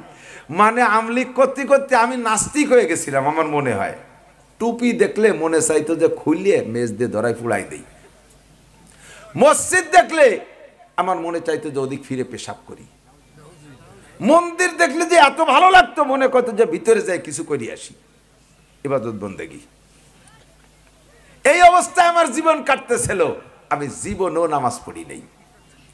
হঠাৎ আমাদের মসজিদে এসে তবলিগের একটা জামাত ঢাকা থেকে, এই তবলিগ জামাতের আমির সাহেব একজন রানিং টিওনো, উনি হলো আমির। তো ওই তবলিগ জামাতের নিয়ম আছে বিকেলবেলা গাছতে যায়, 3 দিন আমাদের মসজিদের 2-3 দিন আমার বাড়ি গাছতে গেছে। আমার কপাল ভালো, আল্লাহর ফজলে একদিনও দেখা হয়নি, আমি ওনাকে এই জালে আর ধরা খাই নাই। কিন্তু দুর্ভাগ্য শেষ দিন বিকেলবেলা আমি মোটর সাইকেল নিয়ে কোন দিক দিয়ে ঘুরতে ওই মসজিদের কাছে মোটর সাইকেল নিয়ে গেছি। এখন গেলে কে যেন বলিয়ে দিয়েছে টিয়নরে, বড় জুয়ান চাঁদের মতো চেহারা লোকটা সামনে এসে জুব্ব পরা পাগড়ি মাথায় আইসে আমার এইভাবে হাত দিয়ে ব্যাট দিয়ে ধরছে। চেয়ারম্যান সাহেব আসসালামু আলাইকুম। আমি তো সালামের উত্তরও জানি না, আমি একটু করে উঠলাম আর কি। এরপরে কইতেছে যে চেয়ারম্যান সাহেব 2 মিনিট সময় হবে, বলে বলেন। খুব ধমসাইতে, মানে আমার তো দিয়ে মিজাজ খারাপ আছে, হুজুর দেখতে পারি না। তো কইছে বলেন কি বলবেন। কয়েছে চেয়ারম্যান সাহেব আপনি তো গণপ্রতিনিধি, ইউনিয়নের জিম্মাদার, আমরা বহিরাগত মেহমান, আপনার ইউনিয়নে এসে 40টা দিন শেষ করে গেলাম, কোথায় থাকলাম, খাইলাম না খাইলাম একটু কি খবর নেওয়ার দায়িত্ব আপনার ছিল না? একজন টিওনো সাহেব জানে না যে একজন চেয়ারম্যানের কি দায়িত্ব? তে দায়িত্ব কি আপনার না? চেয়ারম্যান সাহেব আপনি খবর নিলেন না? তখন আমি দুর্বল হয়ে গেছি, লিগাল কথায় জন আটকায় দিয়েছে। তো আমি বললাম যে জি জি ভুল হয়ে গেছে। তাহলে এখন কয় যে তাহলে হুজুর আপনারা কি খাবেন হুজুর, কি মেহমানদারি করো? কয় যা খাবো হলো, আপনি যদি মাগরিবের নামাজ মসজিদে পড়েন তাহলে আপনার তা খাবো, নালি খাবো না। এখন একদিকে চেয়ারম্যান বলে ধরা খাইছে, ওদিকে মেহমানদারি করতে হবে ধরা খাইছে, এখন তা আবার নামাজ না পড়লে নেবে না। এখন কয় যে কি যে বিপদে পড়ি গেলাম, ওদিকে প্যান্টে তো মুতির গন্ধ, কতদিন পর্যন্ত তা সাফ করি না। এখন দাইটে কইলাম যে তা হুজুর আমি একটু বাড়িতে আছি। কয় না বাড়ি যাওয়া লাগবে না, কয় প্যান্ট তো হবে না, কয় একটু পানি ছিটে দিলে হবে। তাহলে যাই হোক পানি ছিটে না একবার নাই না মাইরে দিলাম, যাই হোক দুইয়ে মুছে গেছি। জীবনে সর্বপ্রথম মাগরিবের নামাজ মসজিদে ঢুকছি, কিচ্ছু জানি নেন। চেয়ারম্যান মানুষ একটুক তো হুশ আছে যে আড়ে আড়ে এ পাশের জনের তা দেহে দিয়ে পড়বে নকল করিয়া। তো সেইভাবে মাগরিবের নামাজটা পড়লাম, পড়িয়েই দিছি আটা। আমি আপনাদের জন্য মেহমানদারি নিয়ে আসি। কয় না না না মেহমানদারি পরে, আগে আধা ঘন্টা বসতে হবে তারপরে। এর মধ্যেই টিওনো সব কায়দা করে নাস্তা পানি জোগাড় করে ফেলাইছে। আধা ঘন্টা বয়ানের পরে টিওনো সব নিজেই বক্তা, বয়ান করতে করতে করতে করতে এক পর্যায়ে যে তশকিল, 1 চিল্লা 3 চিল্লা 1 চিল্লা 3 চিল্লা, পুরো মসজিদ তশকিল হয়ে গেছে। এখনো চেয়ারম্যানের গায়ে হাত দেয় নেই। এবার বলতেছে চেয়ারম্যান সাহেব আপনি কয় চিল্লা? কয় যে মোটামুটি এতক্ষণ এটা ভাবে আইছিলাম, যখন আমারে কইছে চিল্লা সেই সময় আবার মাথা খারাপ, আবার গুড়ায় চলে গেছি। সেই পুরনো স্বভাব আবার ভিতরে চলে গেছে। এখন আমি কই যে মৌলভী, তখনও উনি আমার পরিচয় দেয় না যে উনি কে। উনি হুজুর তো হুজুরই, উনি আলেমও। তো বলতেছে যে হুজুর, আমি একজন গণপ্রতিনিধি, আমি একটা চিল্লা 40টা দিন যদি বাইরে থাকি তাহলে আমার এই 8,000 ভোটার আরো তো ছোট বড় দিয়ে কত, এ আমার উম্মতের কি হবে উপায় করে এ দেখবে কিনা। আপনি আমার চিল্লে জাতি করছেন, আপনারা পরের ভাতে বাগুন দিয়ে খান, এই জায়গায় আইসেন, এই বাড়ি বাড়ি মানুষের রান্না বান্না করে দিয়ে খাইয়ে দিয়ে তো চলে যাবেন, আমি বিটার ইউনিয়ন চালাতে আই। তখন উনি বলতেছে চেয়ারম্যান সাহেব আপনার ইউনিয়নে কয়টা গ্রাম? আমার ইউনিয়নে 10টা গ্রাম। তো বলতেছে যে চেয়ারম্যান সাহেব আমি একজন রানিং টিওনো, আমার থানাই 10টা ইউনিয়ন, 10টা করে গ্রামও যদি ধরেন তাহলে 100 গ্রামের জিম্মাদারি আমি টিওনো। তা আমি যদি 100 গ্রাম ফেলাই থুইয়ে আমার আখেরাত পরকালের জন্য আসতে পারি, তাহলে আপনি কেন 10 গ্রাম থুয়ে যেতে পারবেন না? যখন কইছে টিওনো তখন তো স্বাভাবিক চেয়ারম্যান সব শ্রদ্ধা করবেই, থেমে গেছে। তখন কয় যে ওই জায়গার থেকে বাঁচার জন্য, ফিট বাঁচানোর জন্য ইশারা করলাম যে 1 চিল্লা স্যার, 1 চিল্লা, মানে উনারে থামাইও কোনো মতো আমি বাইরে থেকে আমি কি চিল্লে যাইনি, নিয়েতে রয়েছে যে যাবো না, খালি ওই যাই মুখ বন্ধ করার জন্য স্যার 1 চিল্লা। এবার তো মার হাওয়া দিয়ে আমারে দোয়া করে ভাষায় দিল। আমি যদিও মনের মধ্যে ক্রিমিনালি রাখছি, কিন্তু শোনার ভিতরে বুঝতেছিলাম যে ওই দোয়া কবুল হয়ে যাচ্ছে।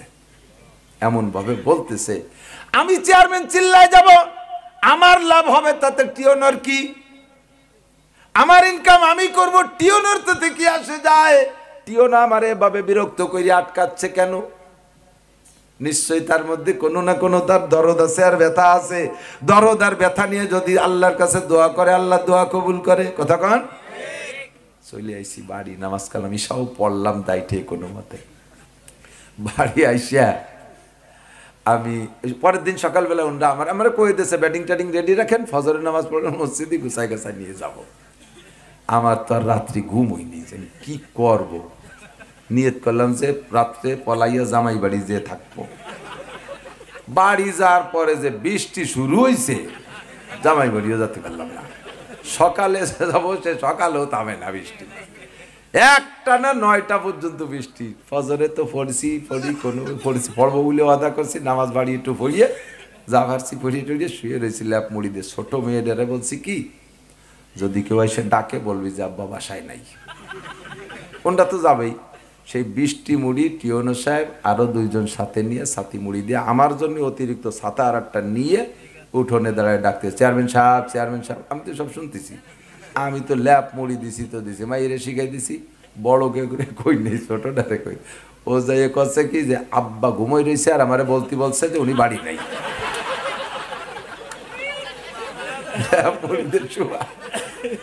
কয় কি উন্ডা আসতেছে, বাড়ির সবাই দেশে আইসিয়া আমি সে ল্যাপ গায়ে দিয়ে চলে এসেছি। কয়েছে স্যার আমার কপাল খারাপ, আমি জীবন ওই মসজিদের কাছে যাই না, কাল কেন গেলাম। আর কত তবলিগলার আইছে, এর মধ্যে আপনি টিওনো আসলেন, আসলে আমার কপাল খারাপ। আর রাত্রে পলাবো, বৃষ্টি নামে না 3 মাস, সেই বৃষ্টি আইজি নামছে। মাইয়ের শিখাই দিলাম একটাও কয়া রাখতা, স্যার জান আমি আসতেছি, স্যার জান আমি আসতেছি। এখন স্যার তো নাচড় বন্ধ, কয় না টিওনো না, দেন ব্যাটিং আমি নিয়ে যাবো। আপনি না জান আমি ব্যাটিং নিয়ে কাকড়ায় জমা দেবো, আমার দায়িত্ব হলো ব্যাটিংটা কাকড়ায় জমা দেয়, আপনারে তৈরি করার মালিক আল্লাহ। আমি যেটুক পারছি সেটুক করছি, বাকিটুক আল্লাহ করবে। আমারে ব্যাটিং দেন, আমি কাকলাল নিয়ে জমা দিয়ে আমি বাড়ি চলে যাবো, আমার থানায় যেতে হবে। এখন দেখি তো বিয়ে কায়দা শেষে করে বউরে করলাম যে তাড়াতাড়ি ব্যাটিং বানাই দাও। ব্যাটিংয়েরটা বানাইছি, যাবো, সব কিছু নিয়ে রেডি হয়েছি, টাকা পয়সা নিয়ে 1 চিল্লের জন্য নিয়ত করছি। আল্লাহু আকবার। এখন এই ব্যাটিং নিয়ে কাড়াকাড়ি লেগে গেছে। বাকি 2 জন বলতে স্যার ব্যাটিং আমরা মাথায় করেন। টিওনো সাহেব বলতেছেন যে আমি নেতা, সাইয়দুল কওমে খাদিমুহুম, কওমের নেতা, কওমের খাদেম, ব্যাটিং আমার মাথায় দিতে হবে। হযরত ওমর রাতের বেলা গেছে বাগানের ভিতরে ছদ্মবেশে, যে দেখে মহিলা হাড়িতে করে পানি সিদ্ধ করতেছে, শুনছেন না গল্প? তো সেই সময় ফিরে বাইতুল মালে আইসে হযরত ওমর বস্তা ভরে মাল নিয়ে গোলাম রে কয় মাথায় উঠে দে আমারে। গোলাম কয় খলিফাতুল মুসলিমিন, আপনি 2/3 পৃথিবীর প্রেসিডেন্ট, আমি আপনার খাদেম, এইটা আমার মাথায় নিতে হবে। কয় যারে কিয়ামতে তো তোর জব দেয়া লাগবে না, ওদের খানা পৌঁছানোর জব তো আমারে দিতে হবে। তোর জব দিতে বলে আমারে খেদমত করছিস নাকি? এটা তো তোর খেদমত, আমার খেদমত না। এটা হলে আমি করব ওদের খেদমত। তুই আমার জুতো সুজাবি, জামা কাপড় ঠিক করে দিবি, খাবার আগে দিবি, আমি পর্যন্ত তোর কাজ শেষ, আর ও কাজ হলো আমার। হযরত ওমর সেই বস্তা মাথায় করে নিয়ে নিজে রান্না করে খাওয়াইছে। এই কিস্সা শুনোই দে, কয় ব্যাডিং আমার মাথায়, টিওনোর মাথায় ব্যাডিং। চেয়ারম্যান কয় কান্তি কান্তি গেলাম যে আল্লাহ এ কি দিন, এ কি ধর্ম। পিছনে কান্তি কান্তি গেলাম, মসজিদে যাইয়া সব রেডি আমারে সাথে করে নিয়ে গেছে। সারা পথ খালি কানসি, চেয়ার টিওনে সব রাস্তা ভরে আমারে বুঝাইছে। গেলাম এক চিল্লা দিলাম, এরপরে তশকিল হলো 3 চিল্লার, 2 চিল্লার নাম লেখাইলাম। 2 চিল্লা দেওয়ার পরে আবার তশকিল হলো 3 চিল্লার। আল্লাহু আকবার, 3 চিল্লাও দিলাম। যখন চিল্লা শুরু করছি আর দাড়ি কাটি না। এবার হযরত মাওলানা আব্দুল আজিজ সাহেব খুলনার হুজুর রহমাতুল্লাহ আলাইহি তখন আমির, হুজুরের কাছে যে বললাম, হুজুর আমি সেই ফাজিল চেয়ারম্যান, এই যে দাড়ি রাখছি হুজুর মাইপে দেখেন তো সুন্নতি পরিমাণ হয়েছে নাকি দাড়ি। তখনও যতটুকু লম্বা হয়েছে 4 মাসে 1 মুঠ লম্বা হয় নাই। কয় চেয়ারম্যান সাহেব একটু খাটো আছে।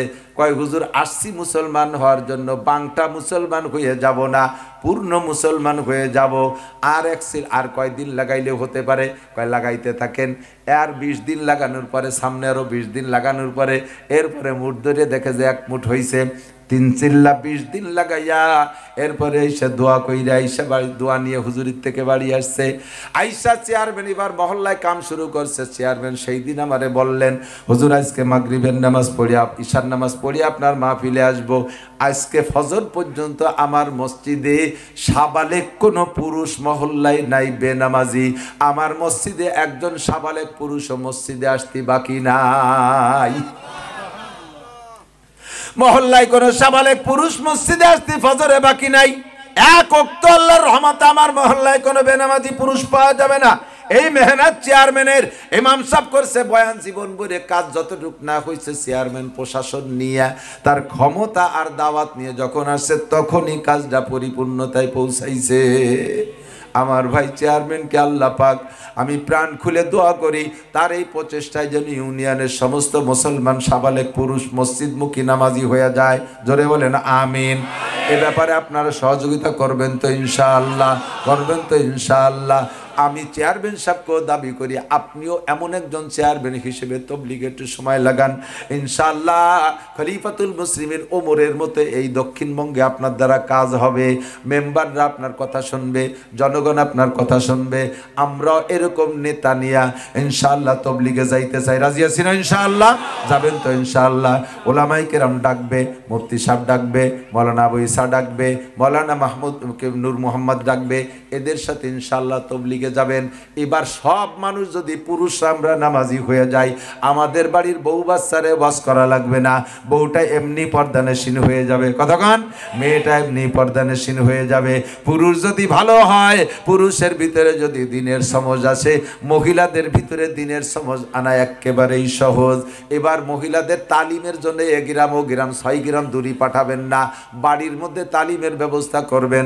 প্রত্যেকে একটা ফাজাইলে আমাল তবলিগে নিসাব কিনবেন, একটা বাংলা বেহেশতি জোর কিনবেন, একটা আহকামে জিন্দেগি, একটা বইয়ের নাম আহকামে জিন্দেগি, মাওলানা হিমায়ত সাহেব লিখেছেন। শরীয়তের সমস্ত মাসালা মাসাইল সহজ বাংলায় ওর মধ্যে আছে। যা কিছু দরকার অল এভরিথিং পাবেন। আর মাদ্রাসার তালবে আলিম, আশেপাশে তালবে আলিমদেরকে বাড়ি লজিং রাইখা, বাড়ির ভিতরে বড় মেয়েরা কোরআন শরীফ পড়া শিখবেন, ছোট বাচ্চাদেরকে মহিলা মাদ্রাসায় দেবেন। এভাবেই ইনশাআল্লাহ দিন প্রতিষ্ঠিত হবে। তাহলেই আপনার নামাজটা প্রতিরোধক হিসেবে কাজ করবে। এর ফাঁকে শয়তানের ধোঁকায় যদি রোগ ঢুকেই যায়, কোনো না কোনো রোগে আক্রান্ত হয়ে যান, এইভাবে যত রোগ জীবন ভরে করেছেন, যত রোগে আক্রান্ত হয়েছেন, এই রোগের থেকে প্রতিষেধক হিসেবে একটা সহজ তদবির শিখাই দেই। সেইটা হলো, রোগ হয়ে গেছে, এখন চিকিৎসা নিতে হবে না।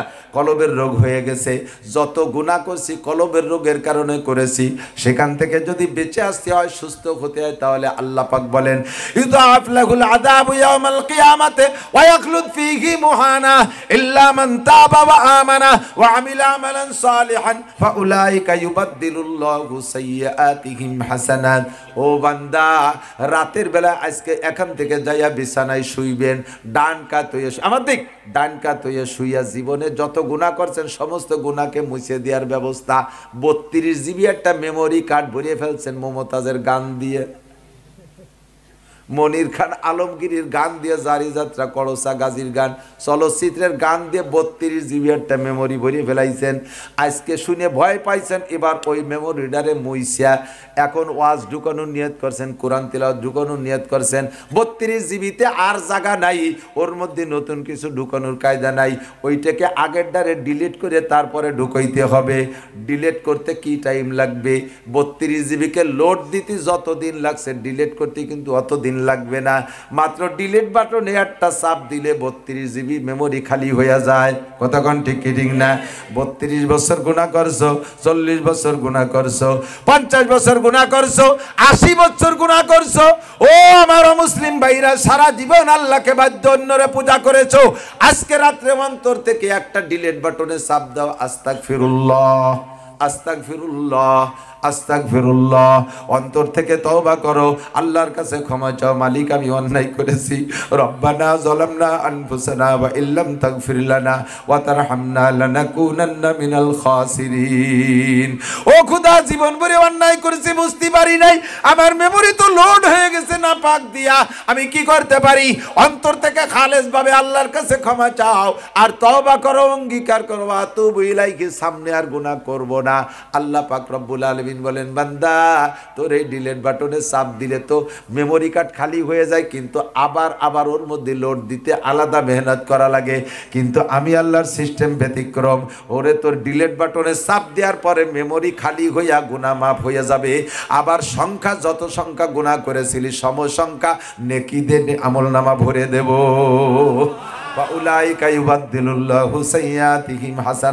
তওবা করলে খালি মাফ হয়ে যায় না, গুনাহ সংখ্যা পরিমাণ নেকি আমলনামায় ভরে যায়। এই দুইটি ব্যবস্থা, একটা হলো প্রতিরোধক আর একটা প্রতিষেধক। তওবা করব গুনাহ থেকে আর নামাজটা সুন্দর করে পড়া শিখব। রাজি আছেন ইনশাআল্লাহ? আল্লাহ তাআলা তৌফিক দান করে, বলেন আমিন। সুবহানাল্লাহি বিহামদিহি, সুবহানাল্লাহিল আযীম, সুবহানাকাল্লাহুম্মা বিহামদিকা আশহাদু আল্লা ইলাহা ইল্লা আনতা আস্তাগফিরুকা ওয়া আতুবু ইলাইক। যতটুকু সুযোগ আল্লাহ আমাদেরকে দিয়েছে এটুকুর পর শুকর আদায় করিয়ে ইনশাআল্লাহ করলে আল্লাহ তাআলা আগামীবার আরো বড় মাহফিল করার তৌফিক দেবে। প্রচার করতে নিষেধ করা হয়েছে, সেইভাবে গোপনে হয়েছে। اللهم صل على محمد. الحمد لله رب العالمين. ربنا ظلمنا أنفسنا وإن لم تغفر لنا وترحمنا لنكونن من الخاسرين. ربنا فاغفر لنا ذنوبنا وكفر عنا سيئاتنا وتوفنا مع الأبرار. ربنا هب لنا من أزواجنا وذرياتنا قرة أعين واجعلنا للمتقين إماما. ربنا آتنا في الدنيا حسنة وفي الآخرة حسنة وقنا عذاب النار. মেহেরবান আল্লাহ, হাজারো বাধা বিপত্তির ভিতর দিয়ে তুমি আমাদেরকে এতক্ষণ সুযোগ দিয়েছো। তোমার আল্লাহ, তোমার কিভাবে প্রশংসা করব, শুকর আদায় করব, ভাষা নাই। মেহেরবান আল্লাহ, সুযোগ যখন দিয়ে তুমি এতক্ষণ আলোচনা করার এবং শোনার তৌফিক দিয়েছো, এই গভীর রাত্রে আমাদের জীবনের সমস্ত গুনাহ খাতা মাফ করে দাও। যত গুনার আলোচনা এখানে করলাম সব গুনাহ কম বেশ আমরা করে থাকি। আয় আল্লাহ, হাজার হাজার লাখ লাখ কোটি কোটি গুনাহ করেছি। মেহেরবান আল্লাহ, তুমি আজকে আমাদের এতক্ষণ যখন বসায় রেখেছো, মাঠ থেকে খালি হাতে ফিরাই দিও না। আয় আল্লাহ, আমাদের আমলনামাকে সম্পূর্ণ গুনাহমুক্ত করে দাও, আমলনামা নেকি দ্বারা ভরপুর করে দাও। আমাদের মোহাব্বতের আব্বা কবরে চলে গেছে, আব্বাজিকে মাফ করে দাও। জনম দুঃখিনী মা কত কষ্ট করে আমাদের লালন পালন করে, আয় আল্লাহ কত কষ্ট করে লালন পালন করেছে। আয় আল্লাহ, সেই মা কবরে আছে, মায়ের কবরে কি হালাত জানি না। আমাদের আব্বা মাদেরকে তুমি আল্লাহ মাফ করে দাও। আমাদের জন্মের পরে দাদা দাদি নানা নানি অত্যন্ত খুশি হয়েছিলেন, সেই দাদা দাদি নানা নানিও কবরে চলে গেছে, আল্লাহ তাদেরকে মাফ করে দাও। আয় আল্লাহ, মোহাব্বতের অনেক ভালোবাসার মানুষ আপনজন কবরে চলে গেছে, সকলের পক্ষ থেকে ক্ষমা চাই, তুমি মাফ করে দাও। খাস করে এই এলাকার যত কবরবাসী কবরে শুয়ে আছে সবাইকে তুমি মাফ করে দাও। আমরা যারা দুনিয়ায় বেঁচে আছি আমাদের জান মাল ইজ্জত আবরু তুমি হেফাজত করো। শিরিক মুক্ত ঈমান, কুফর মুক্ত ঈমান আর বেদাত মুক্ত সুন্নতি আমল নিয়ে বেঁচে থাকার তৌফিক দাও। আয় আল্লাহ, নফসের ধোঁকা শয়তানের ফেবে পড়ে গুনাহ করে ফেলেছি, আজকে ভালো করে বুঝতে পারছি আল্লাহ, এক্ষুনি অন্তর থেকে তওবা করলাম। আয় আল্লাহ, তুমি আমাদের আজকের তওবা কবুল করে নাও, আমাদের সমস্ত গুনাহ তুমি মাফ করে দাও। আমাদের মধ্যে যারা অসুস্থ রোগ আক্রান্ত, আমাদের আপনজন যে যেখানে রোগী আছে সবাইকে সুস্থ রোগ মুক্ত করে দাও। আয় আল্লাহ, অনেক মহাব্বতের মানুষ রোগীরা দোয়া চেয়েছে, সব রোগীদেরকে তুমি শিফা দাও, সুস্থ করে দাও। করোনা, অমিক্রণ সহ যত ভাইরাস আর মহামারী ব্যাধি আল্লাহ তুমি পাঠিয়েছো দুনিয়ায়, মেহেরবানি করে এর থেকে আমাদের বাংলাদেশকে তুমি হেফাজত করো। বাংলাদেশকে সম্পূর্ণ করোনা মুক্ত করে দাও, যারা আক্রান্ত তাদেরকে সুস্থ করে দাও। আমরা যারা সুস্থ আছি আমাদেরকে আক্রান্ত থেকে হেফাজত করো। আয় আল্লাহ, সারা দুনিয়ার মুসলিম জাহানকে তুমি করোনা ভাইরাস থেকে হেফাজত করো, সকল প্রকার বালা মুসিবত থেকে রক্ষা করো। আয় আল্লাহ, আমাদের চেয়ারম্যান সাহেব, আমাদের মেম্বার সাহেব, আরো কাউন্সিলে যারা আছে, আয় আল্লাহ এই মাহফিলের কমিটিতে যারা আছে, উলামায়ে কেরাম, সাধারণ পাবলিক, সকলকে তুমি কিয়ামতে আনসার ও বদরি সাহাবাদের সাথে জান্নাতি করে দিও। আয় আল্লাহ, তাদের জান মাল ইজ্জত আবরু তুমি রক্ষা করো। আয় আল্লাহ, তাদেরকে তুমি সুস্থতার সাথে হায়াতে তয়্যবা বাড়াইয়া দাও। আমরা যারা বাহিরের থেকে এসেছি বক্তা শ্রোতা সকলকে তুমি মুহাজিরিনদের সাথে কবুল করে নাও, আমাদের সবকিছু তুমি রক্ষা করো। আয় আল্লাহ রাব্বুল আলামিন, এই যুব সমাজরা বিভিন্ন নষ্টামি করতো, তাদেরকে তুমি যেহেতু বুঝ দিয়ে এখানে নিয়ে আসছো আল্লাহ, তারা মাহফিলের ইন্তজাম করেছে, এই যুবকদেরকে তুমি আয় আল্লাহ কিয়ামতে হাসান হুসাইন রাদিয়াল্লাহু তাআলা আনহুমাদের সাথে জান্নাতি করে দিও। দুনিয়ায় তাদের উজ্জ্বল জীবন যাপন ব্যবস্থা করে দাও। আয় আল্লাহ, তাদের কর্মজীবন উজ্জ্বল করে দাও, সচ্ছল জীবন তাদেরকে দান করো। স্টুডেন্ট যারা তাদের উচ্চ শিক্ষায় শিক্ষিত করো, কর্মজীবন সুন্দর করে দাও। আয় আল্লাহ রাব্বুল আলামিন, মেহের আপনি কোন রব্বিরহামহুমা কামা রাব্বায়ানি সগীরা বিরহমাতিকা ইয়া আরহামার রাহিমিন।